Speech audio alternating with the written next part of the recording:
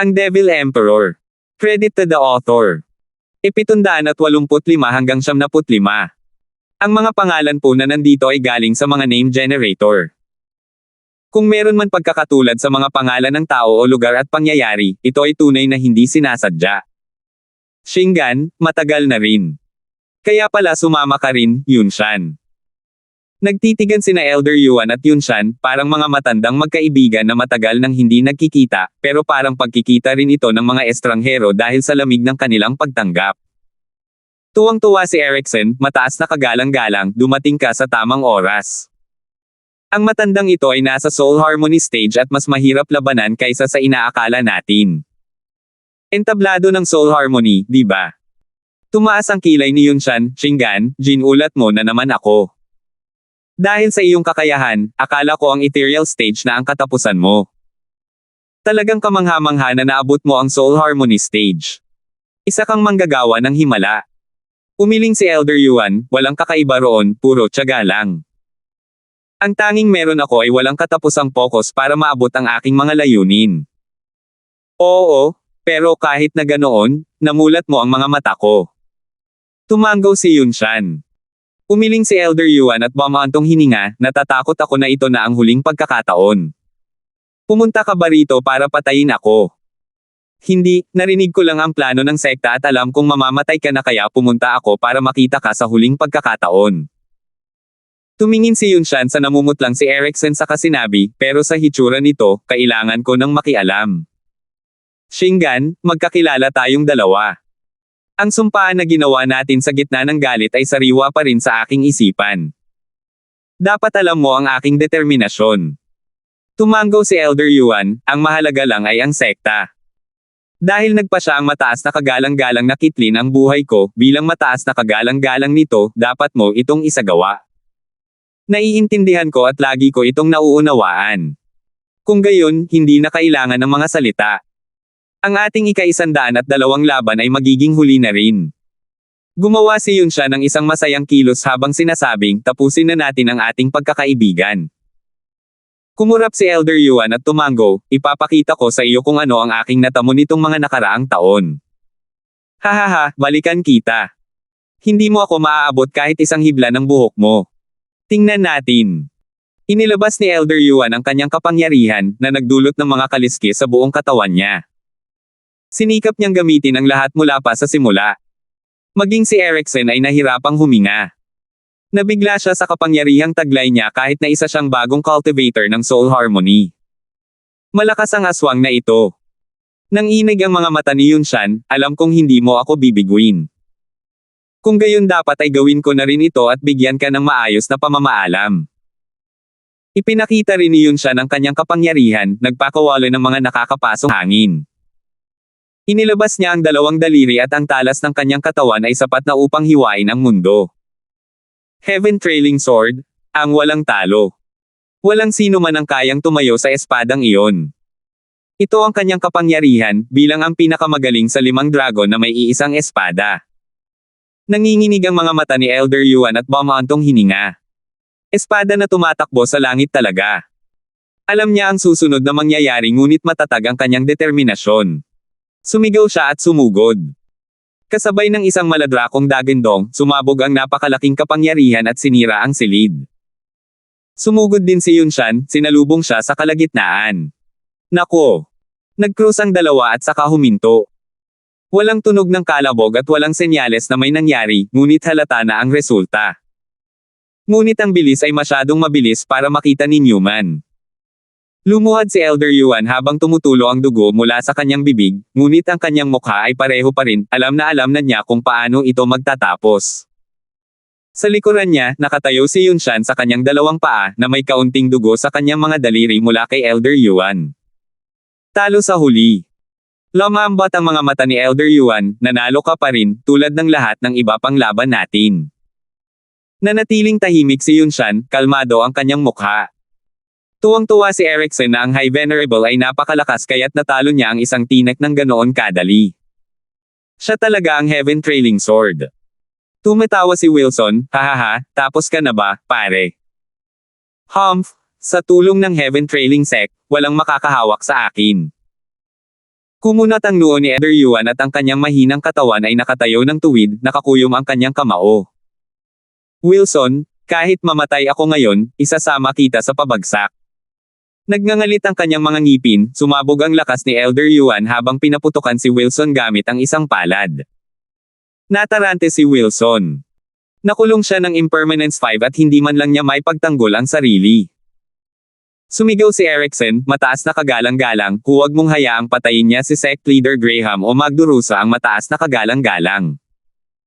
Akmang susuntukin ni Elder Yuan si Wilson Graham ngunit dumura ito ng dugo habang bumagsak sa lupa.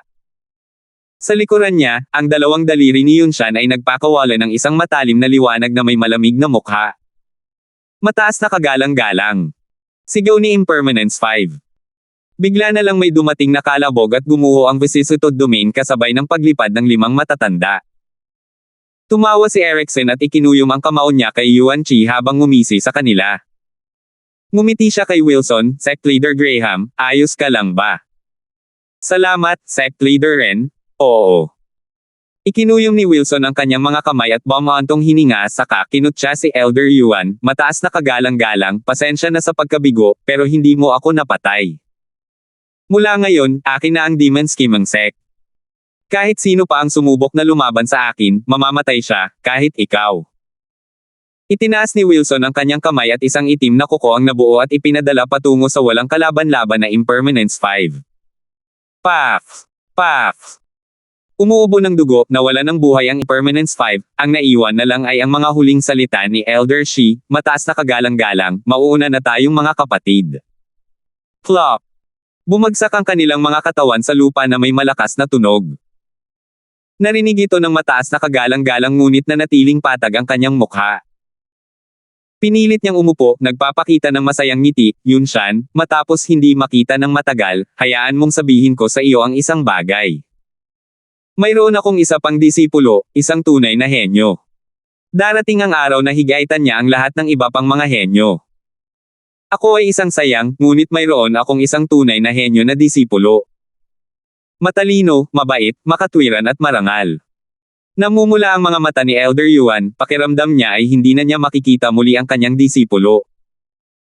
Ngunit hindi niya natapos ang sasabihin nang humarap siya kay Wilson at nagngalit ang kanyang mga ngipin sa galit, Wilson, isa ka lamang demonyo kung wala ang kanyang landas. Balang araw ay hahatulan ang Demon Scheming Sect sa ilalim mo. Tumahimik ka nga, pare, ang Demon Scheming Sect ay isa ng Middle 3 Sect, sa ilalim ng aking pamamahala. Walang kinalaman si Ethan dyan. Isa ko lang siyang piyon. Ako lang ang makakapagdala sa Demon Scheming Sect sa tuktok. Bakit ayaw mo akong paniwalaan? Nagalit si Wilson, inalog ang mga balikat ni Elder Yuan at sinigawan ito. Pero hindi na marinig ni Elder Yuan ang dugong tumutulo mula sa kanyang bibig, ang kanyang mga mata ay nakangiti pa rin. Pumanaw na si Elder Yuan. Habang nakatingin sa katawan ni Elder Yuan, lumingon si Yunshan sa mukhang baliw ni Yunshan at bumaantong hininga, Shingan, nakakalungkot na wala kang iniwan ha. Bigla siyang napahawak sa tiyan niya at dumura ng dugo. Mataas na kagalang-galang, anong problema? Sigaw ni Erickson. Kinawin siya ni Yunshan at tumingin kay Elder Yuan ng may tawa, Shingan, halos 1,000 taon na ang nakalipas at 101 laban, pero sa pagkakataong ito, natalo na ako sa iyo. Binabawi ko na. Hindi ka naman walang silbi, kundi isang tunay na henyo sa kanlurang lupain, isang henyong karapat-dapat pumasok sa Double Dragon Manor. Nadaig ng kalungkutan, bumaantong hininga si Yunshan at umalis.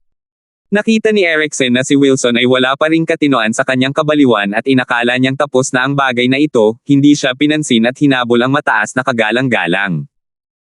Samantala, ang patayan sa labas ay nagpatuloy ng nagpatuloy, walang katapusan. 786. Sa kalagitnaan ng gabi, isang apoy ang umabot sa kalangitan. Paglabas ng main hall, pinagmasdan ni Yunshan ang malaimpyernong tanawin sa paligid, kasabay ng walang katapusang mga panaghoy at iyak ng paghihirap. Napabuntong hininga ang kanyang puso sa pagkadismaya. Lumapit si Erickson mula sa likuran at tumayo sa tabi niya. Yumuko siya, mataas na kagalang-galang, posible kayang magkaibigan kayo ng mataas na kagalang-galang ng Demon Scheming Sect. Bakit mo naman iisipin na mamatay siya? Kung talagang magkaibigan kayo, bakit? Patayin siya. Natapos ni Erickson ang kanyang iniisip sa kasumimangot, hindi tayo magkaibigan, kundi ang magkasalungat, ang magkaribal. Mga karibal. Oo, mga karibal na naglalaban sa loob ng 1,000 taon. Bumantong hininga si Yun Shan habang nakatingin sa langit habang naaalala ang mga panahong iyon. Nang magpadala ang Heaven Trailing Sect at Demon Scheming Sect ng kanilang mga disipulo para makipagkompetensya, ako ang pinakamagaling noon at natalo ko ang lahat. Kahit ang mga elite ay nanginginig sa bulong lamang ng aking pangalan. Sa arena, karamihan sa kanila ay natatalo bago pa man sila makaatake. Habang ako ay puno ng sigla at kapangyarihan, ang koponan ng Demon Scheming Sect ay parang isang grupo ng mga daga. Ngunit dumating siya. Ang mataas na kagalang-galang ng isang demonyong nagbabalak na sekta.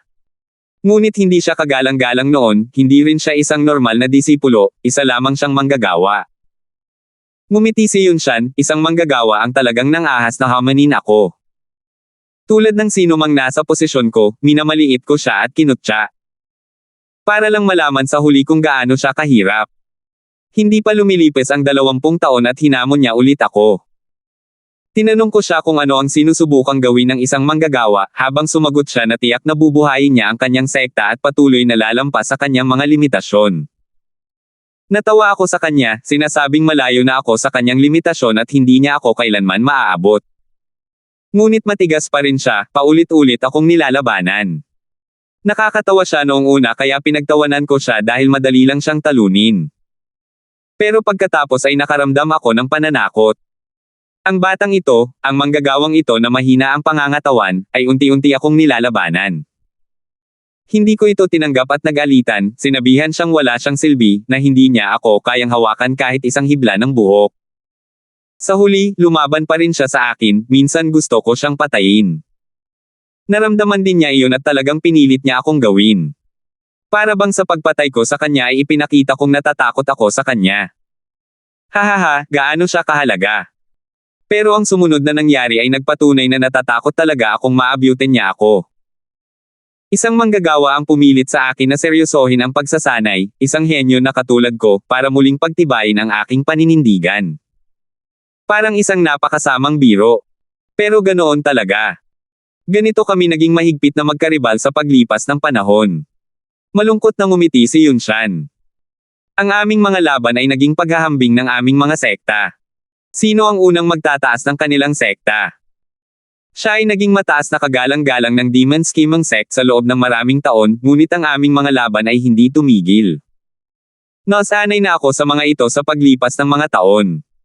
Ngayon na bigla siyang nawala, nakakaramdam ako ng pagkawala at kalungkutan. Ngayon ay wala nang makakapantay sa aking lakas. Naiintindihan ko. Hindi ko inakalang magkakaroon ng ganitong kwento ang High Venerable ng Demon Scheming Sect. Nakaka-inspire talaga. Tumango si Erickson. Bumantong hininga si Yun Shan, kamangha-mangha siya, ngunit nabigo sa huli. Dahil sa kayamanan at katanyagan, winasak niya ang kanyang sekta. Si Wilson, sa lahat ng kanyang kakayahan, ay walang iba kundi isang karaniwang tao na walang patutunguhan. Oo, tanging siya lang ang sect leader natin makakapagpahinga ng maayos, hahaha, tumawa si Erickson.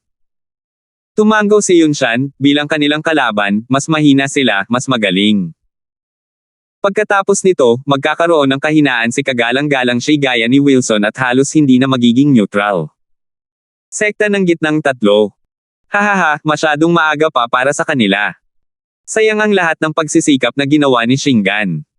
Nagsisisi ba ang mataas na kagalang-galang? Hindi. Umiling si Yun Shan, ayokong mamatay siya, pero para sa ikabubuti ng sekta, kailangan kong makialam at gawin ang dapat gawin. Ganoon din sana ang gagawin niya. Isa itong uri ng pangako sa pagitan namin. Siya ang lubos na nauunawaan ito. Bumantong hininga si Erickson. Ang dalawang mataas na kagalang-galang na ito ay mga kalalakihan sa gitna ng mga kalalakihan, tinitingnan ang mas malaking larawan at sa kahangahangang paraan, naging magkaribal. Isa sana itong nakakaantig na kwento noong panahon ng kapayapaan, ngunit kapag ang interes ng sekta ang nasangkot, isa sa mga ito ang nauuwi sa sakripisyo. Ang mataas na kagalang-galang ng Demon Scheming Sect ay hindi namatay, sa katunayan, kay Yun Shan, kundi kay Wilson, ang sarili niyang disipulo. May sinabi ang matandang lalaki tungkol sa pagkakaroon ng isa pang disipulo. Ipinagmalaki niya itong sinabi. Sino siya? Interesado akong makilala siya. Tanong ni Yunshan. Umiling si Erickson at yumuko, mataas na kagalang-galang, ang disipulong tinutukoy niya ay si Ethan na sumalakay sa Double Dragon Gathering. Pero, baka hindi mo na siya makita ulit. Bakit? Narinig ko si Wilson na nagsasabing hinabol siya ng Universal Righteous Sect. Sige, hindi mo na kailangang sabihin pa.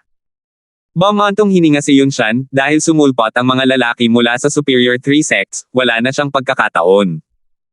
Sayang naman, gusto ko talagang makita ang pinakamamahal niyang disipulo. Nawala si Yunshan sa kanyang kinatatayuan, naiwan si Erickson na nakatayo roon. Samantala, sa kaibuturan ng kagubatan, sina Hardy, Chanlong, Grace, Luke at iba pang mga disipulo ay napahiga sa lupa at nakatitig sa taong nasa harap. Woody, nilason mo ba kami? Oo, paano pa kaya maseselyuhan ang Yuan Chi mo? Hahaha. Natatawang kinutya sila ni Woody nang dumating ang dalawang elder ng Inner Ethereal Stage. Nakakuyom ang mga kamao ni Chanlong at sumigaw, Woody, bakit mo ginawa ito? Nangangahas ka bang atakihin kami? Malalaman din ito ng mataas na kagalang-galang at wala kang matatakasan. Pagbabante ni Lian Bale. Tumawa ang tatlo, mataas na kagalang-galang. Halos hindi nila may pagtanggol ang kanilang mga sarili at inaasahan ninyong ililigtas nila kayo. Hindi ninyo ba nakikita ang kaguluhan at usok na nagmumula sa bundok? Humph, tapos na ang tanggapan ng paggawa. Anong pinagsasabi mo? Sigaw ni Hardy. Ngumisi si Woody, mamamatay ka rin naman agad kaya magpaliwanag na lang ako. Sa katunayan, detalyado naming pinlano ng aking Panginoon para lang sa araw na ito. Ang pinakamataas na puno ang pinakamadalas na nahuhuli ng hangin. Hindi ba't nagyayabang kakasama si Ethan? Sa Double Dragon Gathering, maganda ang itsura mo, pero ibig sabihin noon ay marami ka ring nakuhang kaaway. Sinunod ko ang mga tagubili ng Panginoon at nakipag-ugnayan sa lahat ng mga napupuot kay Ethan, lahat para sa araw na ito. Taya ko, malamang ay naunahan na ng Universal Righteous Sect si Ethan. Nakipagtulungan sa amin ang Heaven Trailing Sect at Mystical Heaven Sect para sirain ang Labor Office, ang mga paksayon ni Ethan, para maiwasan ang anumang aksidente. Sayang naman at nasira ang Beast Taming Sect team sa Double Dragon Gathering, o sigurado akong isasama ko rin sila. Hindi naman sa mahalaga iyon, hahaha. Nakipag-ugnayan ka ba sa ibang mga sekta? Sigaw ni Chanlong, makikialam ang Double Dragon Manor. Ikinumpas ni Woody ang kanyang kamay bilang pang-OM, sa tingin mo ba hindi namin alam ang tungkol dito? Dahil kayo ang may naisip na dahilan para atakihin ang Mystical Heaven Sect, bakit hindi rin namin alam? Humph, isang araw pa lang si Ethan bilang sect leader. Sino ang makakakilala niyan? Dahil tinutulungan tayo ng Heaven Trailing Sect at Mystical Heaven Sect na pigilan ang kaguluhan sa Demon Scheming Sect, babalik si Wilson bilang sect leader at dahil dyan, ikaw at si Ethan ay magiging mga traidor.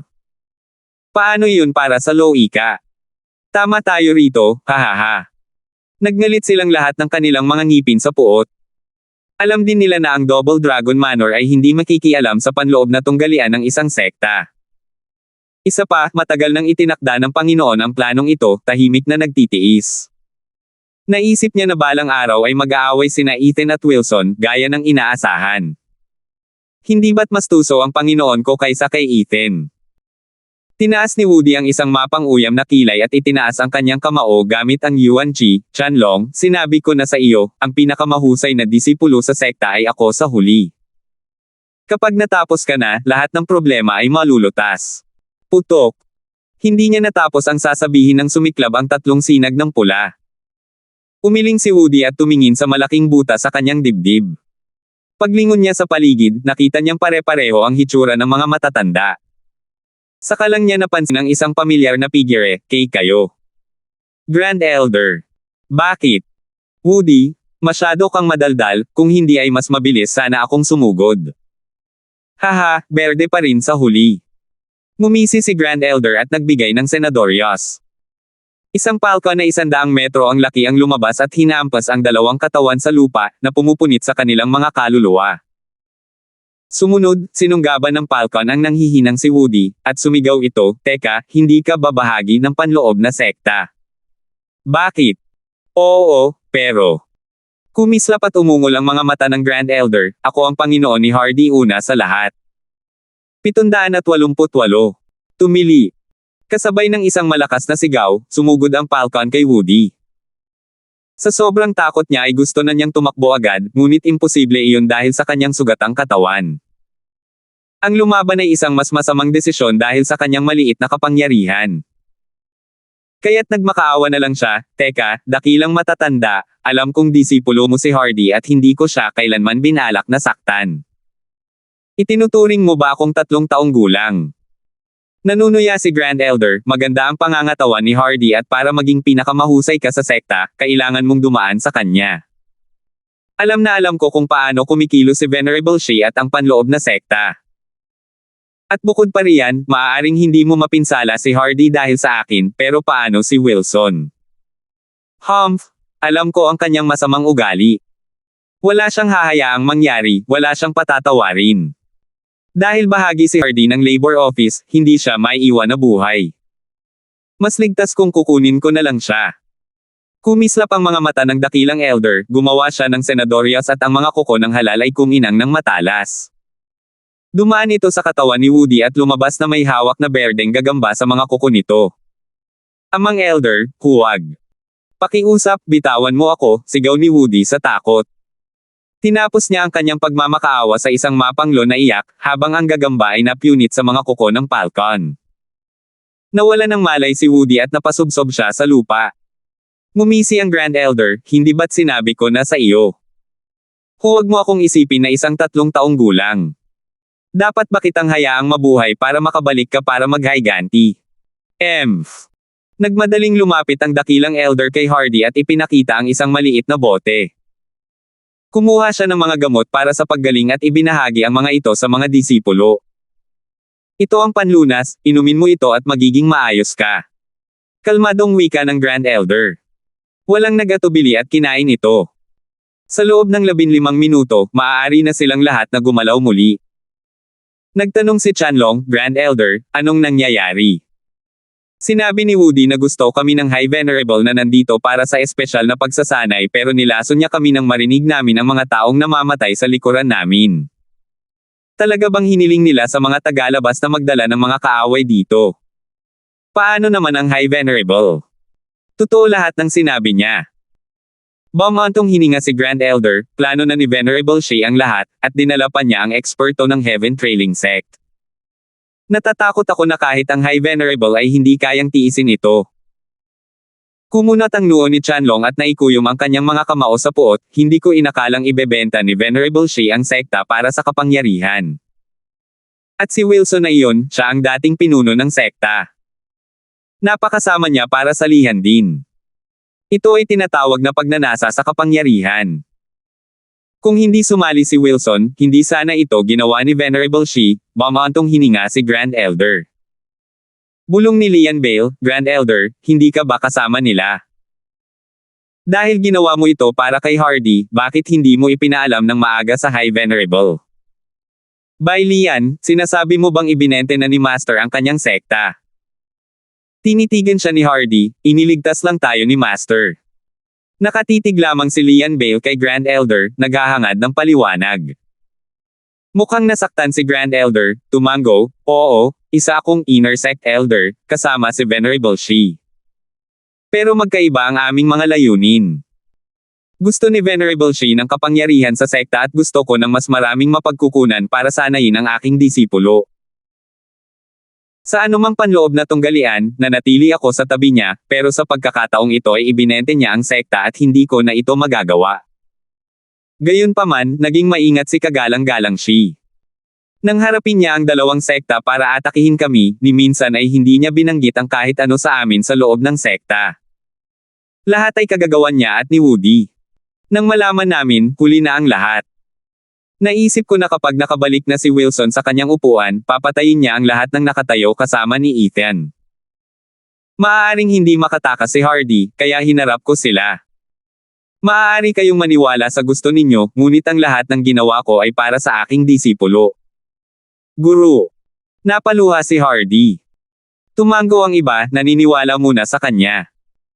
Iyon ay dahil wala na silang ibang nakitang dahilan kung bakit niya sila ililigtas. Ginawa niya lang iyon para iligtas si Hardy at nangangahulugan iyon ng pagliligtas din sa kanila, ang kanyang mga kaibigan.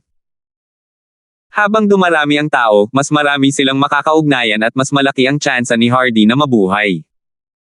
Nangangahulugan ito ng pagliligtas sa kanya at sa kanila. Sumama ka sa akin, palihim kitang ilalabas sa sekta. Nasa iisang koponan na tayo ngayon. Para makaligtas sa paghabol ni Wilson, kailangan nating magtulungan. Umubo si Grand Elder at nanigas ang kanyang mukha. Ikinuyom ni Chanlong ang kanyang manggas, nagliliyab ang kanyang mga mata, hindi, ang lolo ko at ang iba pa. Nakataya ang sarili mong buhay at may oras ka pa para mag-alala tungkol sa iba.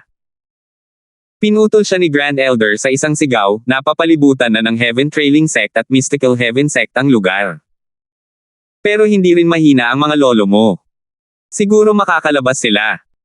Pero kung babalik ka ngayon, kailangan ka nilang bantayan at hihilahin mo sila pababa. Sa tingin ko, ang pagliligtas sa inyong mga sarili ang pinakamahusay na paraan para matulungan ninyo sila. Nanginig ang bibig ni Chanlong at bumagsak ang kanyang mga balikat ng walang lakas. Naunawaan ni Lian Bale ang nararamdaman nito at yumuko.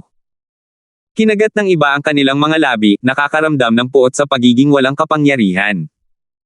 Sabi ni Grand Elder, kung maayos mo na iyan, tere na. Tere na kahit hindi ka kumbinsido. Walang maitutulong ang pananatili mo rito. Nanguna si Grand Elder, iniwan ang naglalagablab na apoy. Tama ang dakilang matatanda, ang magagawa lang nila gamit ang kanilang maliit na lakas ay ibaon ang kanilang puot sa kaibuturan. Papatayin nila ang mga taksil na anak na ito sa hinaharap. Samantala, 10 milya ang layo mula sa Demon Scheming Sect, sa isang madilim na sulok ng kagubatan, hinihingal na tumakbo ang 3 halimaw. Nang makitang walang tao sa likuran nila, huminto sila upang huminga ng malalim. Mga sumpa, paano ba naman kasi ang bilis bumagsak ng sekta? Hindi makapaniwalang tumingin si Findyang sa iba. Umiling sila. Kumunat ang noo ni Findyang, habang nakatingin sa likuran niya na may sakit, matapos manirahan doon ng ilang siglo, para makita itong nawala ng ganoon. Nako, sino ang may gawa nito? Ang siyam na sekta ng mga lupain sa kanluran. Didiretso ako sa Double Dragon Manor. Dapat ay mayroon na akong ganitong paghihiganti. Findyang, may mali dito. Sabi ni Finlin, maliban na lang kung may kinalaman sa labas ng mga lupain sa kanluran, walang paraan na hindi nila pakikinggan ang mga patakaran ng Double Dragon Manor. Sumigaw si Findyang, ibig mong sabihin, may gumawa nito mula sa ibang lupain. Kalokohan. Isang sigaw ang narinig kasunod ng isang hampas ng palad sa kanyang likod. Nagulat si Findyang at gumanti, atake ng kalaban. Boom! Nagtagpo ang dalawang palad at ang matabang katawan ni Findyang ay nakatayo sa kanyang palayok habang ang umaatake ay napaatras at dumura ng dugo. Hindi ba siya mahina? Gulat na kumurap si Findyang at tumawa, nagpapadala ng isang taong napakahina para habulin tayo. Gusto siguro nilang maghaiganti tayo at patayin sila, di ba? Kung hindi ako nasaktan, hindi sana nakaligtas ang isang matabang tulad mo sa palad ko. Gulong-gulo ang puting buhok ng lalaki, natatakpan ang kanyang mukha ngunit madaling makilala sa pamamagitan ng kanyang boses. Nagulat ang mga halimaw. Sumigaw sila, kagalang-galang na Bale, bakit mo ako tinambangan? Nagdala ka ba ng mga kaaway? Ngayon gusto mo akong patayin. Tigilan nyo na ang pagpapanggap na biktima kung alam nyo na kung sino ang may gawa nito. Umungol si kagalang-galang Bale at nagngalit ang mga ngipin niya sa kanila. Naguluhan ang tatlo. Nanunuya si kagalang-galang Bale, mga peke kayong lahat. Matagal na kayong magkaibigan pero hindi nyo alam ang plano niya. Kung alam ko lang, pinatay ko na sana siya noong nagkaroon kami ng pagkakataon at itinulak pataas si Stuart Kindstone. Napuno ng panghihinayang si kagalang-galang Bale. Sino ba yang tinutukoy mo? Ako ang tinutukoy niya, ang tunay na pinuno ng sekta ng Demon Scheming Sect. Isang malamig na boses ang narinig habang pinangungunahan ni Wilson ang isang dosenang eksperto sa ethereal stage. 789.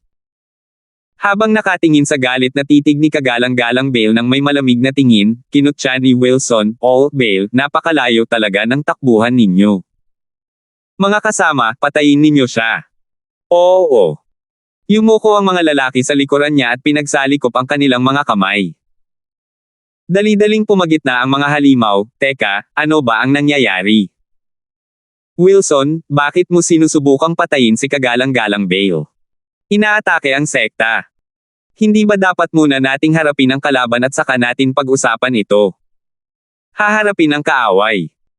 Hinamak ni kagalang-galang Bale, "Fatty Yang, akala ko kasama mo siya, sumusulpot ka rito para pigilan ako. Kaya nga ako umatake. Hindi ko inakalang magiging ganito katanga. Hahaha, anong pag-atake ng kalaban? Puro mga traidor lang ang nandito." Nanginginig si Findyang at tumingin sa gulat, "Ano, mga traidor?" Ngumisi si kagalang-galang Bale, habang nakatingin lamang kay Wilson ng may pandidiri. Si Wilson ay napuno ng pagkauhaw sa dugo. "Oh, Bale, ako ang tunay na pinuno ng sekta ng Demon Scheming Sect. Gusto niyo akong upuan, kayo ang tunay na mga traidor. Bulok na basura, ang isang katulad mo na nagdadala ng isang panlabas na sekta para patayin ang mga disipulo ng iyong sekta at tugisin ang mga nalalabi ay hindi angkop na maging isang pinuno ng sekta. Hiningi ko lang ang tulong ni na Sect Leader Ren at Sect Leader Zuan para mapakalma ang kaguluhan. Pinilit mo akong gawin ito." Kumurap si Wilson, "Saan ako nagkulang? Bakit mo kailangang piliin ang isang batang 5 taon pa lang sa sekta kaysa sa akin? Binago mo pa ang mga patakaran para sa kanya. Humph! Ang lupit mo ay walang hangganan. Takot lang ang alam mo at hindi kailanman maging mabait. Mahina ang sekta habang ikaw ang namumuno. Hindi ka karapat-dapat sa upuang iyan. May lakas ng loob ba ang mga demonyong tulad mo na magsalita tungkol sa kabaitan? Sekta kami ng mga demonyo. Paano kita mapapapayag kung hindi sa pamamagitan ng pagiging medyo malupit? Paano naman ang mga patakaran ng sekta? Hay. Wilson, dito ka nagkukulang. Matigas din ang ulo ni Ethan, pero ginagawa niya ito para tanggapin ang lahat ang desisyon niya. Ang alam mo lang ay mag-asaran at magbanta. Ang isang demonyong walang patutunguhan na tulad mo ay walang kinabukasan." Kumunat ang noo ni Wilson at naikuyom ang kanyang mga kamao. "Anong landas, anong daw? Para ka lang din sa matandang yan. Hahaha, sa huli, isa lang ang ginawa kong paraan para mabawi ang upuan ko, ang itulak si Ethan palabas. Hahaha, sa huli, isa lang din itong paraan para mapababa ako sa pwesto at makuha si Ethan sa ibabaw. Hahaha, sa kasamaang palad, hindi mo makukuha ang sukli. Ako ang panalo. Mamatay ka." Sumugod si Wilson sa nanghihinang kagalang-galang na Bale, habang kinakapa ang dibdib nito. Sa ilalim ng mabangis na pag-atake, gumalaw ang balbas ni kagalang-galang Bale, ngunit tinitigan niya ng may puot si Wilson na may parehong mapangutyang ngiti. Parang sinasabing, "Hindi ka kailanman karapat-dapat maging isang pinuno ng sekta." Nagalit si Wilson at mas lalong naglakas loob sa pag-atake, gustong agawin ang puso nito. Sandali lang. Ang sigaw ay nagmula kay Findyang, na nakatayo sa pagitan nila. Nako! Gulat na huminto si Wilson, malamig na tinitigan siya, "Tumayo ka." Wilson, totoo ba ito? Hindi na hinintay ni Findyang ang kanyang tugon, "Nagdala ka ba ng ibang sekta para patayin ang iyong kapwa, para lang magnakaw ng upuan? Hindi naman yan pagnanakaw ng upuan kung akin naman yan sa simula pa lang." Boom! Hindi natapos ni Wilson ang sasabihin ng isang suntok ang nagpaatre sa kanya ng 10 metro, at tumulo ang dugo mula sa kanyang bibig. Nanginginig ang kamao ni Findyang, ngunit ang mas nangingibabaw ay ang kanyang puso. Ito ba ang ibig mong sabihin na ginagawa mo ang lahat para sa sekta, para itaas ito sa mas mataas na posisyon? Umungol si Findyang sa nanginginig na boses. Pinunasan ni Wilson ang kanyang bibig at matalim na tumingin, "Dahil ako ang nagtrabaho para dito, kailangan kong mabayaran. Walang saysay na mapapaalis ako pagkatapos naming maging isang middle 3 sect at hahayaan ang isang walang utang na loob na mangibabaw. Fatty Yang, bumaba ka. Kung hindi ay pababagsakin kita." Humakbang pasulong si Wilson na may malamig na mukha, ang matinding pagkauhaw sa dugo ay mabigat na nagmumula sa kanya, Fatty Yang, hindi, ikaw ang aking katapat. Tumaas ang kilay ni Findyang at nagatubili, ngunit pinatatag niya ang sarili at sumigaw, isa akong demon scheming sect venerable at hindi ako tatayo at manood habang namamatay ang kapwa ko miyembro ng sect. Sige, kung gayon, bumaba ka na. Ito ang utos ng pinuno ng sekta. Gusto kong pabagsakin ang traidor na ito. Kalokohan, hindi ka sect leader, hindi matapos mong magdala ng mga kaaway at pumatay sa mga kapwa mo miyembro ng sect. Sigaw ni Findyang habang sumasabog ang kanyang kapangyarihan. Umiling si Wilson at umungol, pati ikaw ay nagtaksil sa akin. Kinasuhan si Wilson. Nanginig ang puso ni Findyang, ngunit nagngingit-ngit siya at gumawa ng senadoryos. Isang dilaw na bowl ang apoy ang lumitaw at tumama kay Wilson. Bumibulaag. Humph, kaluluwang lupa lang. Bagay na bagay talaga yan sa isang mataba, walang laman ang loob at walang silbi, pangungutya ni Wilson. Kasabay ng isang maladrakong ungol, isang itim na drogang baha ang lumabas mula kay Wilson. Ikinumpas nito ang buntot nito at tinamaan ng bowl ang apoy. Nang maglaho ang bowl ang apoy at bumalik kay Findyang, nanginginig siya at dumura ng dugo. Ang dali nilang masaktan ay nagpapakita ng agwat sa pagitan nila. Mamatay ka, mataba. Kinagat ni Wilson ang dibdib niya gamit ang lahat ng kanyang pagkauhaw sa dugo, Flood Dragon Claw. Sumigaw ang dalawa pang halimaw, hindi kailanman inakalang si Wilson ay magiging ganito kalupit na papatayin si Halimaw Yang, ang kanyang kaibigan sa loob ng maraming siglo. Ngunit kahit sila ay hindi mapigilan si Wilson.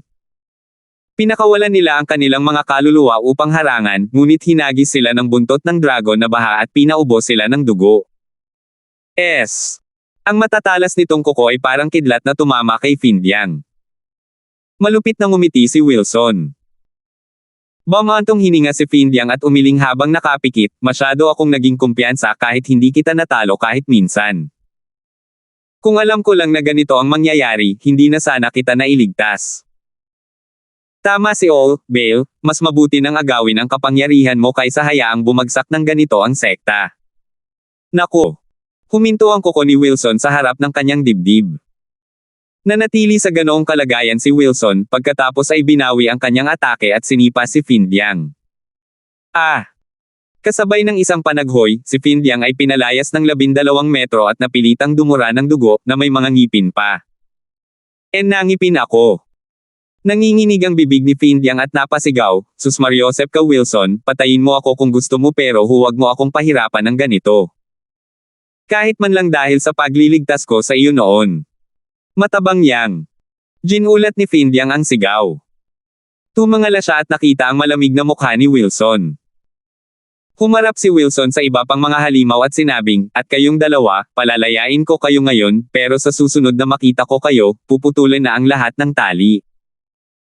Kung gayon, ituturing ko kayong mga traidor, wala akong patatawarin. Pinunit ni Wilson ang kanyang manggas para patunayan ang kanyang desisyon. Tumalikod siya at inilabas ang kanyang mga tauhan. Tanging silang tatlo lamang ang umiling at tumingin sa manggas sa lupa ng may buntong hininga. Mula ngayon, hindi na sila magkapatid ni Wilson. Huminga ng malalim si kagalang-galang Bale at yumuko ng malalim, patawarin ninyo ako, mga kagalang-galang, hindi ko kayo naintindihan. Pareho tayo ng panig. Isang mapait na ngiti ang ibinahagi ng tatlo. Oo, hindi na natin kasama si Wilson mula ngayon. Dinala nila ang sugatang kagalang-galang na si Bale at mabilis na umalis, ayaw nang habulin pa. Sinabi ni Wilson na papatayin niya sila kung makakasalubong niya silang muli. Kaya mas mabuti kung mas malayo ang kanilang narating. Kasabay nito, ang iba pang mga nakaligtas ay mabilis na tumatakas para sa kanilang buhay mula sa mga tauhan ni Wilson. 700 na po. Lolo. Sa itim na kagubatan, tinutulungan ng mga halimaw si kagalang-galang Bale na tumakas sa ilalim ng maputlang liwanag ng buwan.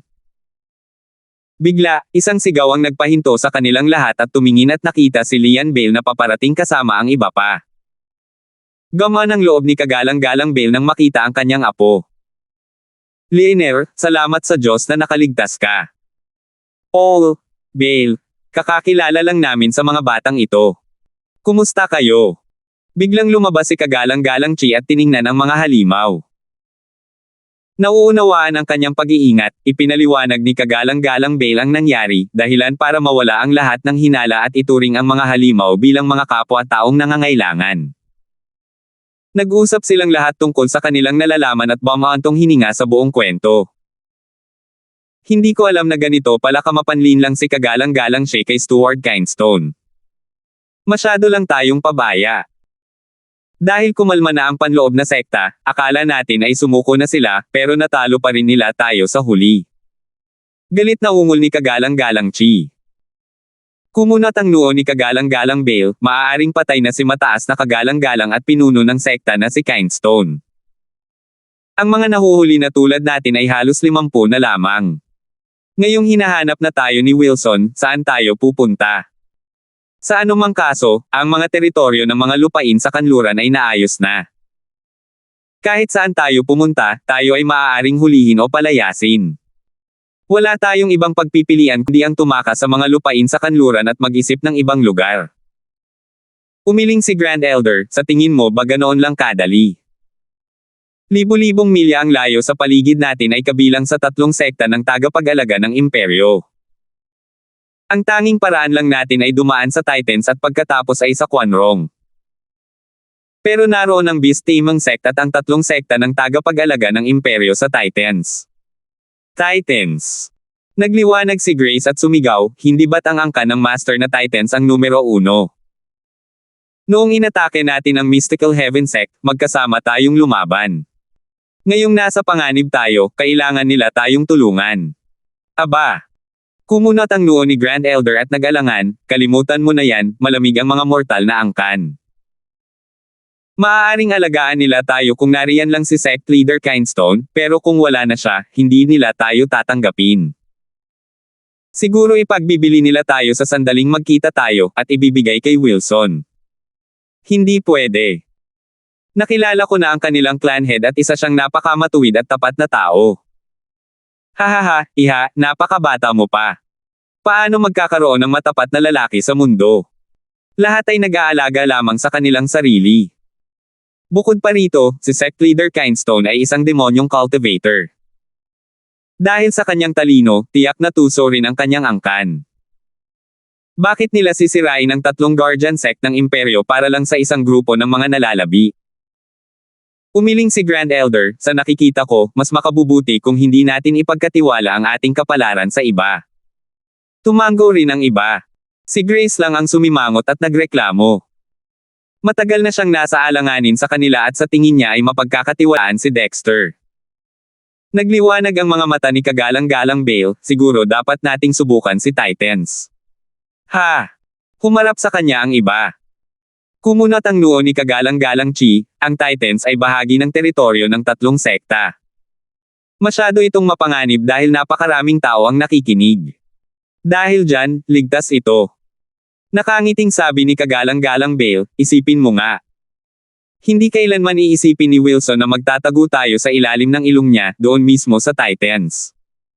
Ipapadala niya ang kanyang mga tauhan sa ibang lugar. Kaya hanggat mabilis tayo, makakaalis tayo rito bago pa nila malaman ito at makatakas sa panganib. Nagulat, nag-thumbs up ang iba. Kaya, pinlano ng grupo na gamitin ang malawak na lugar ng Titans upang lisanin ang mga lupain sa kanluran para sa isang bagong lugar na matitirhan. Pagkalipas ng 3 buwan, sa isang masukal na kagubatan, narinig ang mga hingal habang dumadaan ang 12-dosenang mga lalaki. Sa panahong ito, naghiwa-hiwalay ang grupo upang akitin ang mga humahabol sa kanila, pagkatapos ay tinahak ang mahabang daan patungong Titans at tumakas. Nandito na ba tayong lahat?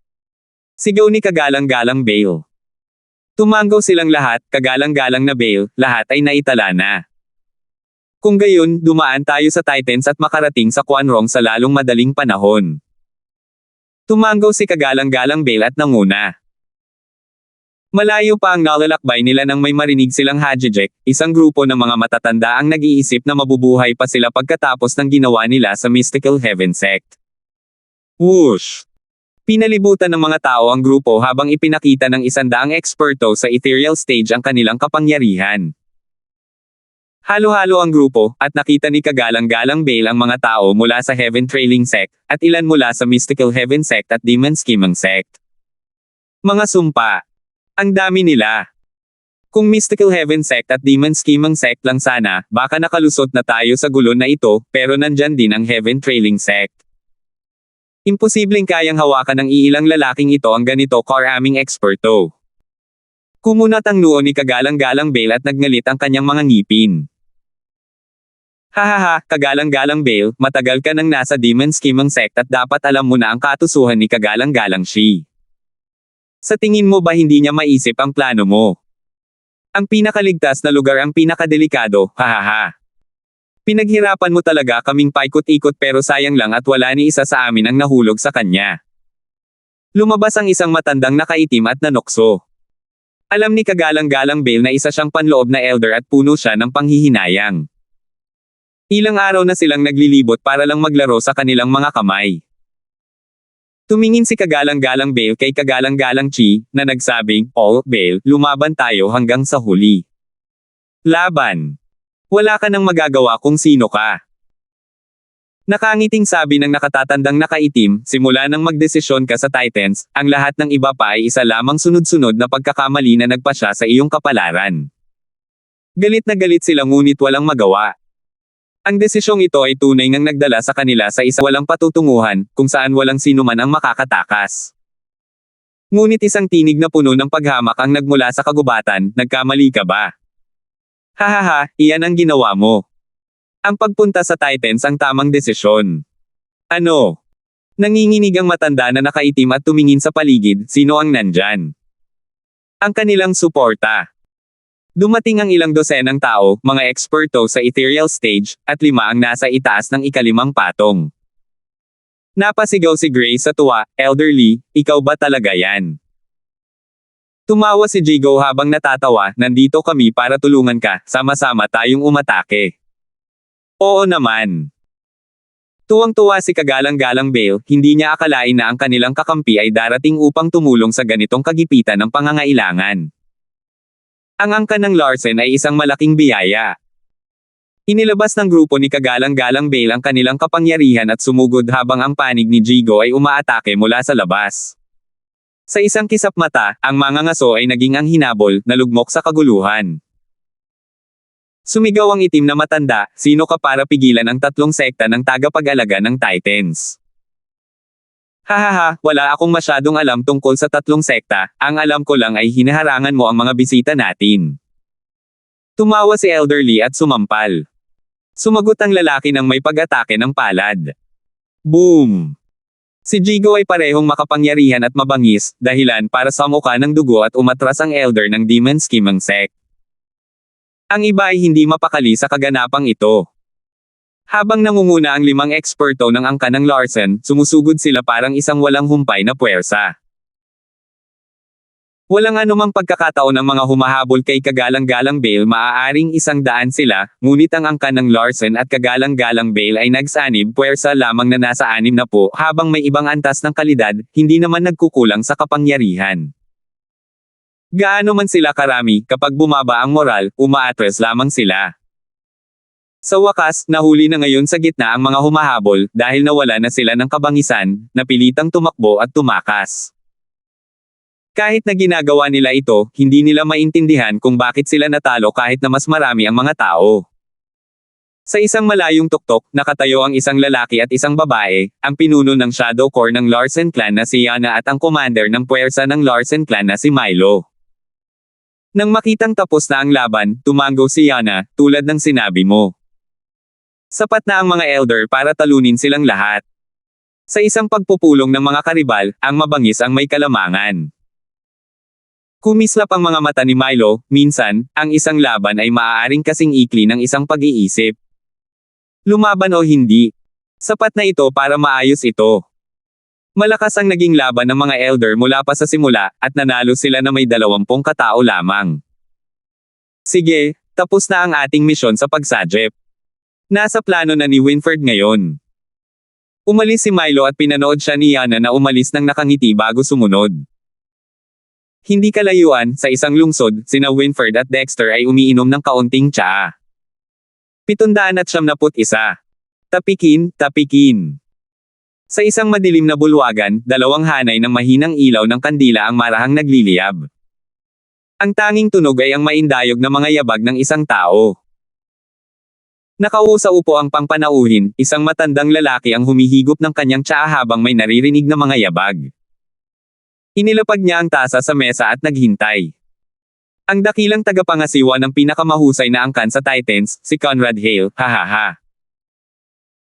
Kasunod ng maliwanag na tawanan, isang matipunong lalaking nasa katanghaliang gulang ang lumabas mula sa dilim patungo sa liwanag, at umupo sa upo ang may karangalan, ang pinuno ng sekta ng Heaven Trailing Sect na si Erickson. Kahapon ang punong ministro ng Imperyong Titans, at ngayon ang unang kaitiwala ng angkan ng Larsen. Maaaring nagbago ang titulo ngunit ang kapangyarihan ay hindi mas mababa kaysa sa isang punong ministro. Conrad, ano ang ginagawa mo rito sa halip na pakialaman ang mga gawain ng Titans?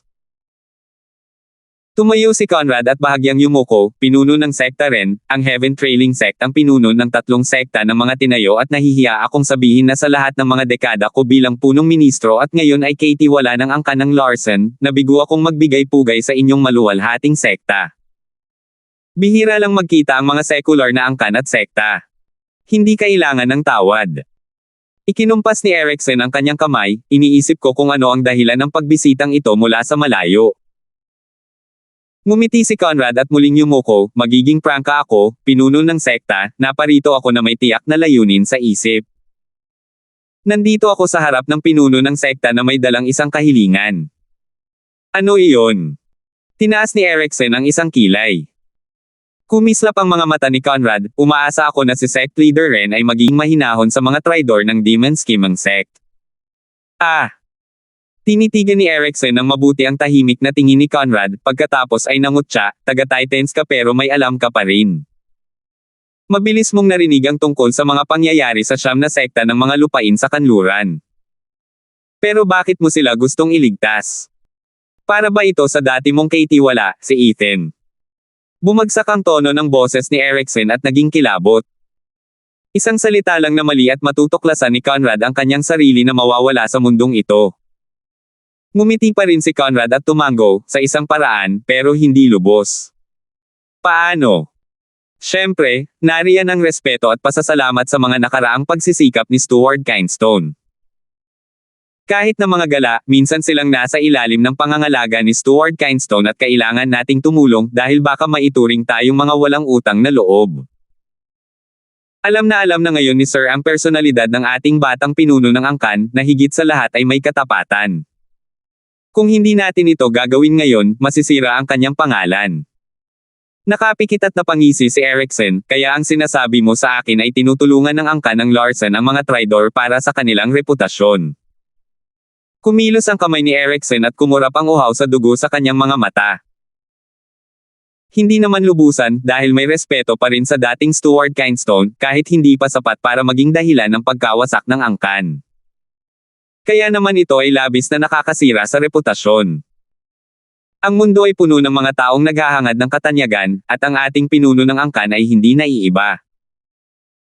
Tumawa si Conrad at bumantong hininga, sa paglipas ng mga taon, umunlad ang Titans at, dahil dito, napuno ang kaba ng tatlong sekta, na may taon ng lumalaking tributo. Tiyak na alam ito ni sect leader Ren. Bakit? Lahat dahil sa Larsen Alliance, na umaakit ng 12 ng mga angkan, malalaki at maliliit, mula sa mga kalapit na bansa at imperyo. Ngunit bakit nakakaakit ang Larsen Alliance ng napakaraming tao? Walang duda na ang matuwid at tapat na kalikasan ng ating clan head ang nagpapapanatag sa kanilang mga isipan. Ito ay isang reputasyon na kailangan nating protektahan at, higit sa lahat, gamitin ito ng labis. Nanginig ang mga mata ni Erickson at huminto ang kanyang kamay para mag-isip. Ngumisi si Conrad sa loob. Alam niya na ang maling salita ay magpapadugo sa kanya. Sinusubukan lang siya ni Erickson para malaman kung hanggang saan ang kaya ng Larsen clan para kay Ethan, kung gaano kalayo ang pagkakatali nilang dalawa. Kung may pakialam pa rin ang angkan ng Larsen kay Ethan, o kung nagalit sila sa ginawa ni Ethan, malamang ay napatay na ni Erickson si Conrad noon din, kasunod ang angkan ng Larsen. Wala siyang balak na magpalaganap ng sama ng loob sa isang grupo ng mga kaaway. Gayunpaman, maayos ang sagot ni Conrad, na iwasan ang lahat ng mga patibong. Kung sinabi niyang wala nang natitirang katapatan para kay Ethan, isa itong tahasang kasinungalingan. Si Ethan ang dating kaitiwala ng angkan ng Larsen na siyang bumuo sa angkan ng Larsen kung ano ito ngayon. Pero babaliwalain lang ba ng angkan ang lahat ng iyon? Sasampalin sana siya ni Eriksen sa kabilang buhay kung saan man siya nakatayo. Mas tuso si Conrad kaysa sa karamihan, sinasabing may natitira pang katapatan, ngunit hindi ito ang pangunahing dahilan ng desisyon ng angkan. Hindi namin binabaliwala ang pasasalamat ni Ethan, iniisip lang namin ang mga kita. Bukod pa rito, ginagamit namin ang kaunting katapatan na iyon para kumita pa ng higit sa pamamagitan ng paggamit ng aming reputasyon. Sapat na ito para kumalma si Eriksen. Dahil mas inuuna nila ang kanilang mga interes kaysa sa kanilang mga nakaraang relasyon, inilagay niya sa isip niya ang paghihiganti para kay Ethan. Wala naman silang mapapala sa pakikipaglaban sa Heaven Trailing Sect. Bilang isang taong may sariling pananaw sa kita, walang paraan para lang mapunan ang galit ni Ethan. Iyon ang dahilan kung bakit kapanipaniwala ang linyang ito, umaakit ito sa sarili niyang mga prinsipyo. Samantalang ang isang angkang Larsen na walang kahit kaunting pasasalamat ay mas malala pa, talagang hindi maaasahan. Gusto lang niyang makita kung ano ang pinapahalagahan ng angkang Luo, natutuwa siyang malaman ngayon na ito ay tubo. Matalas din ang pagkakasabi ni Conrad na mas maayos na ang kalagayan ng Titans ngayon. Kayong mga sektang tagapag-alaga ay halos doble ang natatanggap bawat taon, lahat dahil sa angkan ng Larsen. Kung wala kami, magugutom kayo.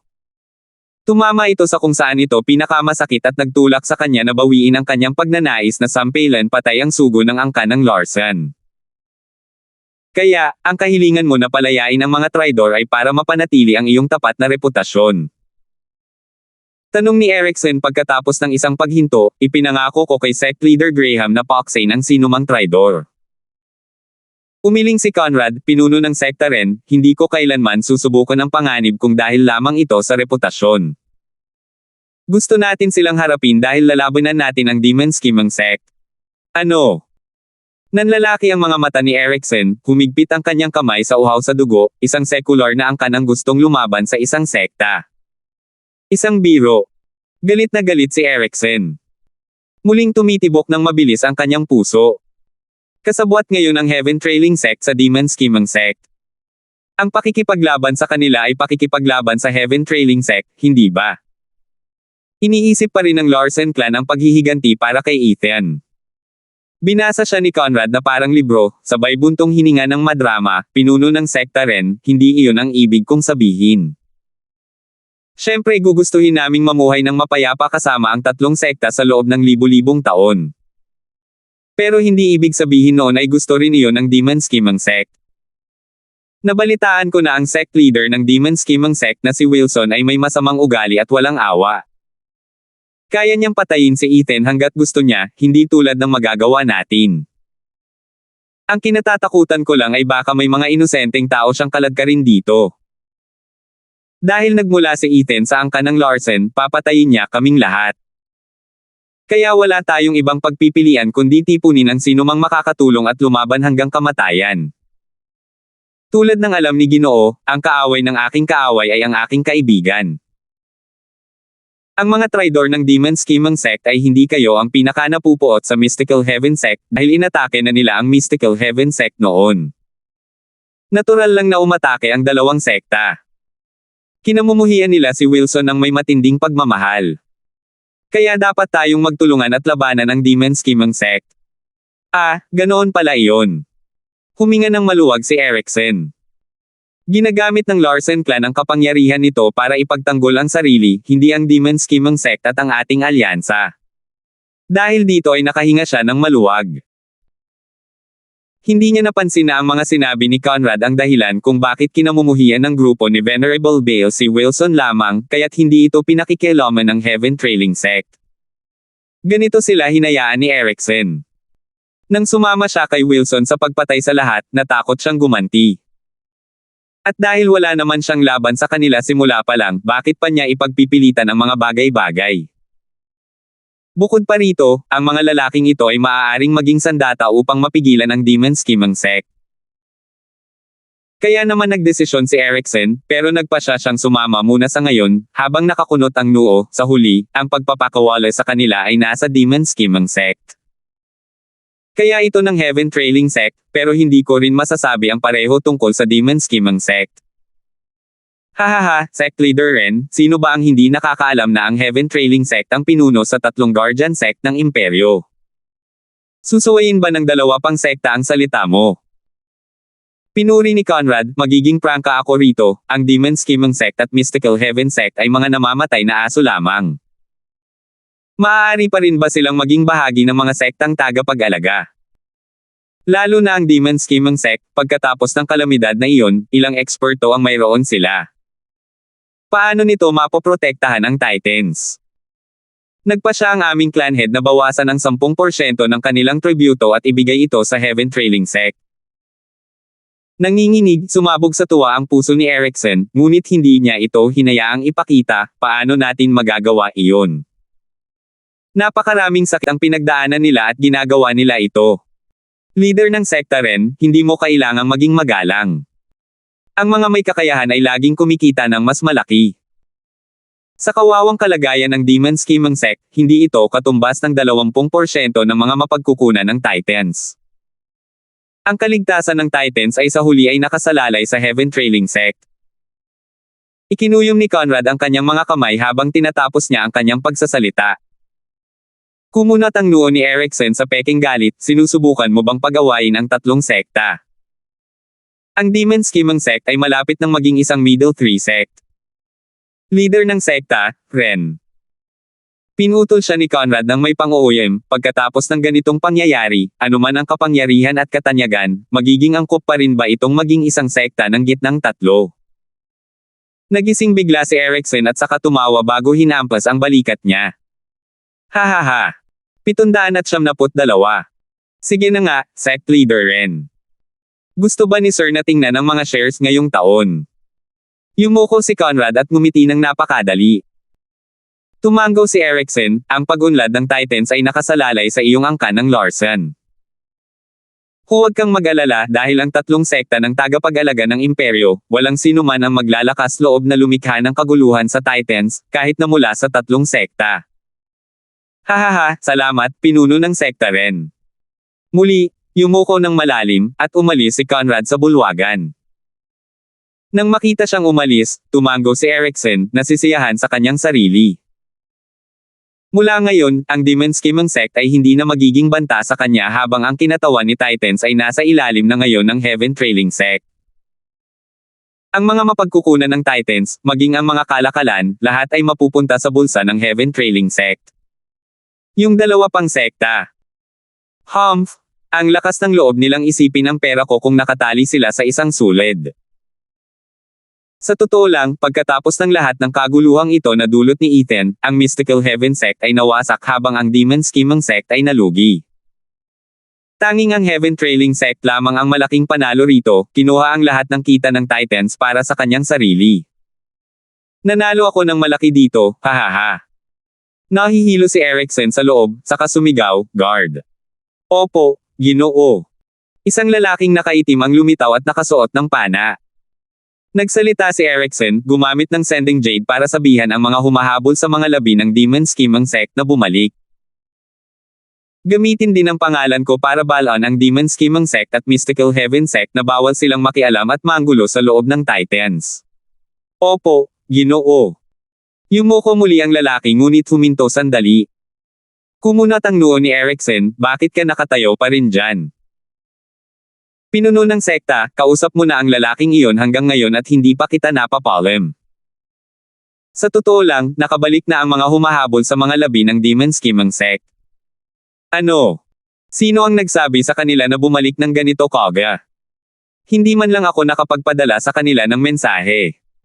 Tinaasan ni Erickson ang isang kilay.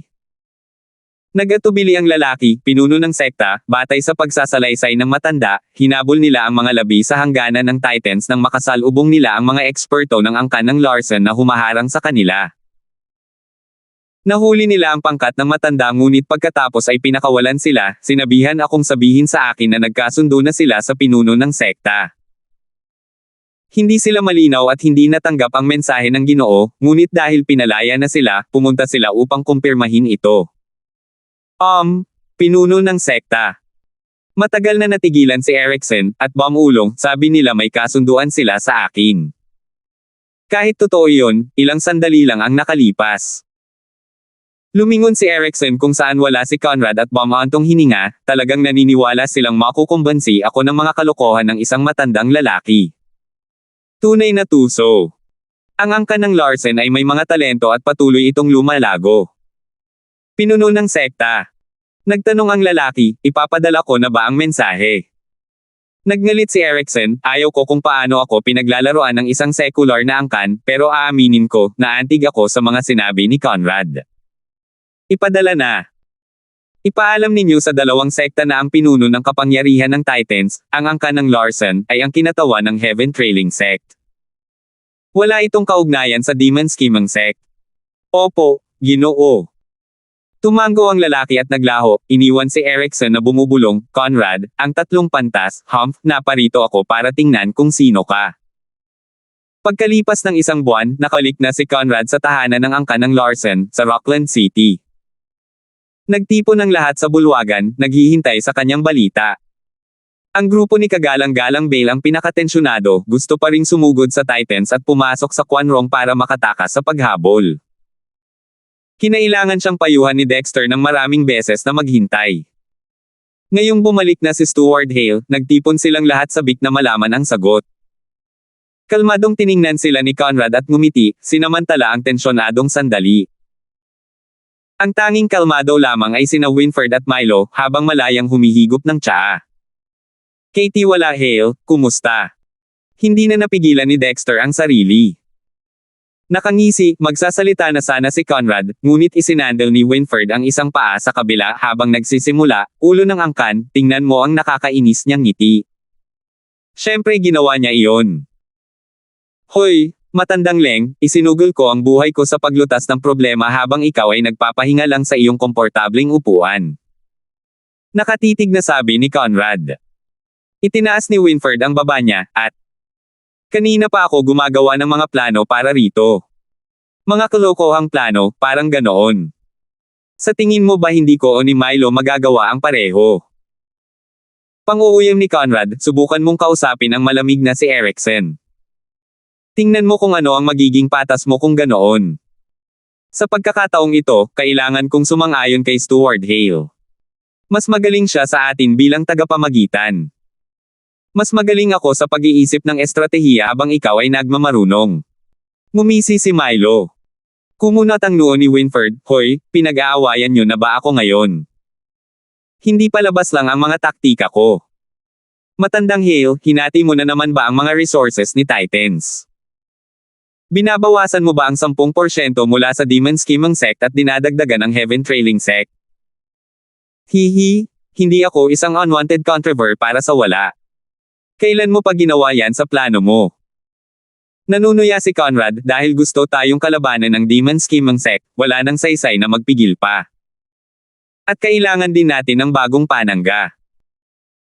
Ang pagbibigay ng 10% sa Heaven Trailing Sect ay magpapagalit sa dalawang sekta, ngunit ang puot ng Demon Scheming Sect ay babaling sa Heaven Trailing Sect. Habang ang hindi nagbabagong kita ng Mystical Heaven Sect ay magmumukhang hindi maganda ang kanilang alitan. Sa ganitong paraan, hindi rin tayo maaapektuhan. Idagdag pa rito ang panangga ng Heaven Trailing Sect, tapos na ang lahat. Talaga, Stuart Hale, tapos na ba talaga? Palakpakan ni Dexter. Tumango si Conrad, syempre, makakapagpahinga ng maluwag ang clan head. Hindi naman ganoon karami, mas relax kaysa sa nakaraang gusot na gulo ng Titans. Una sa lahat, hindi naman mahirap ang tatlong sekta, lalo na ang Heaven Trailing Sect. Nagpadala ito ng mga sundalo para tulungan ang Demon Scheming Sect pero para lang kontrolin ang kanilang paglaki. Dahil naging Middle 3 Sect ito, nagdulot ito ng banta sa Heaven Trailing Sect. Hindi ito para sa 5,000 sagradong bato, kundi para siguraduhing hindi iyon mangyayari, kahit nalantaran pa itong lumabag sa mga patakaran ng Double Dragon Manor. Dahil may layunin siya, mas pinadali niya ito. Ngayon na nasa panig na niya tayo, ang pagsugpo sa Demon Scheming Sect ng sama-sama ay tiyak na magpapangiti sa kanya ng malapad. At para maiwasan ang Demon Scheming Sect na makaharap sa pader, 10% lang ang kinuha namin, kaya naman napunta rin ito sa Heaven Trailing Sect, at hindi sa amin. Kung pinutol namin ang lahat ng supply nito, labag ito sa mga patakaran ng mga lupain sa kanluran at mapipilitin itong salakayin ang Titans. Kahit papaano, kung may kaunting kita mula sa amin, magdadalawang isip silang sirain ang Titans. Dahil dito, magmumukha kaming mas neutral, paliwanag ni Winford. Nanunuya si Conrad, mas madaling sabihin kaysa gawin. Ang pagpapatupad nito ay maraming panganib. Sir Leng, kung ikaw ang pumunta, malamang ay nalipol ka na. Hey! Sigaw ni Winford. Ngumiti si Dexter habang pinapakalma ang tensyon. Bagamat wala sa mga intelektual na ito ang nagmalaki na sila ang pinakamagaling, wala rin sa kanila ang susuko, palaging nagbabanggaan kapag nagkikita. Natigilan ang panig ni kagalang-galang Bale. Tinugis sila ng 3 sekta ngunit ang bagay na iyon ay nalutas ng ganoon na lamang. Ito ang kapangyarihan ng 3 pantas. Nang makita silang nagtatalo, kasama si Dexter na namamagitin, nasiyahan si kagalang-galang Bale. Kaunti lang ang kanilang kakayahan sa paglilinang, ngunit mayroon silang sariling mga kasanayang hindi kayang higaitan ni Newman. Sige, maghanda na tayo para ipaghiganti si Kuya Kindstone. Natigil ang pagtatalo at naging seryoso si Dexter, namumula ang mga mata. Nag-isip din ang iba. Ayon sa aming mga scout, sinalakay si Stuart Kindstone, na nagresulta sa isang impyerno sa loob ng 1,000 milya at isang tigang na desyerto para sa marami pang iba. Nagreklamo si Winford, ano na nga ba ang ginawa ng Universal Righteous Sect? Bulong ni Conrad, para sa paghihiganti, kailangan muna nating tipunin ang ating lakas. Ang ating mga kalaban ay 4 na sekta, at ang isa ay isang sekta na may 3 antas ng kahusayan. Gusto nyo pa rin bang maghiganti? Hindi makapaniwalang tiningnan sila ni kagalang-galang Bale, mas malakas ang kalaban kaysa sa inaakala ninyo, isang sekta sa loob ng libu-libong taon. Sumigaw si Dexter, kahit sino pa man iyon, ang paghihiganting ito ay mababayaran ng buo. Ang angkan ng Larsen ay bumangon sa ilalim ng proteksyon ni kapatid na Kindstone. Utang nating lahat sa kanya ang ating mga buhay. Ito ay isang bagay na dapat nating gawin. Umalangaw-ngaw sa pandinig ng lahat ang matatapang na salita ni Dexter. Sumigaw si kagalang-galang Bale, kung gayon, isama na rin kami. 773. Sa tahimik at malamig na bulwagan, ang maluwalhati at nakasisilaw na trono ay bumungad sa isang nag-iisang figure.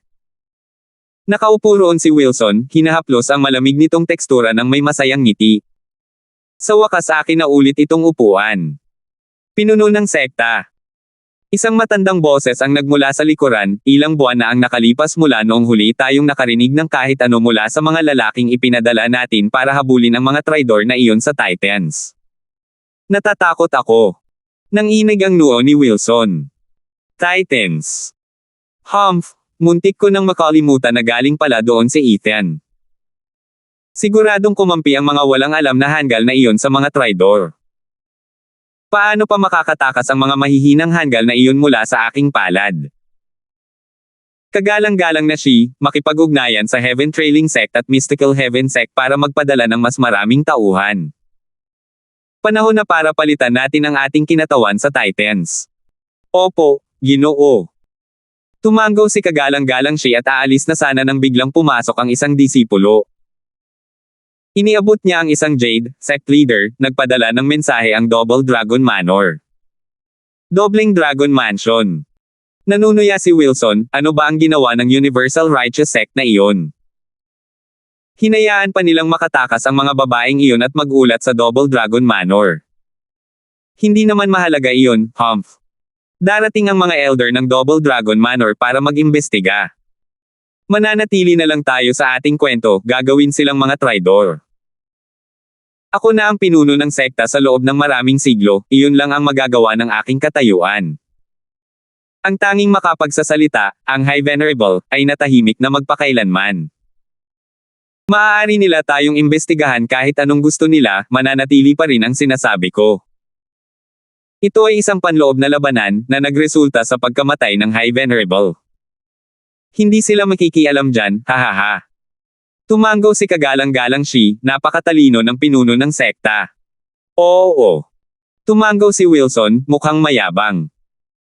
Pagkatapos ay binasa niya ang Jade at humagalpak ng tawa, tulad ng inaakala ko.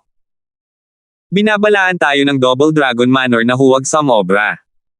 Ano pa ang dapat kong ikabahala kung wala naman silang gagawin? Ang Jade Slip ay itinapon sa lupa na parang basura at kinutya si Wilson. Ngumiti si Kagalang-Galang Shi, pinuno ng sekta, ang Double Dragon Manor ay iginagalang ng siyam na sekta dahil sa kanilang lakas, ngunit dahil din sa pagiging patas, hindi nakikialam sa usapin ng isang sekta. Ito rin ang nagbubuklod sa mga kamay nito.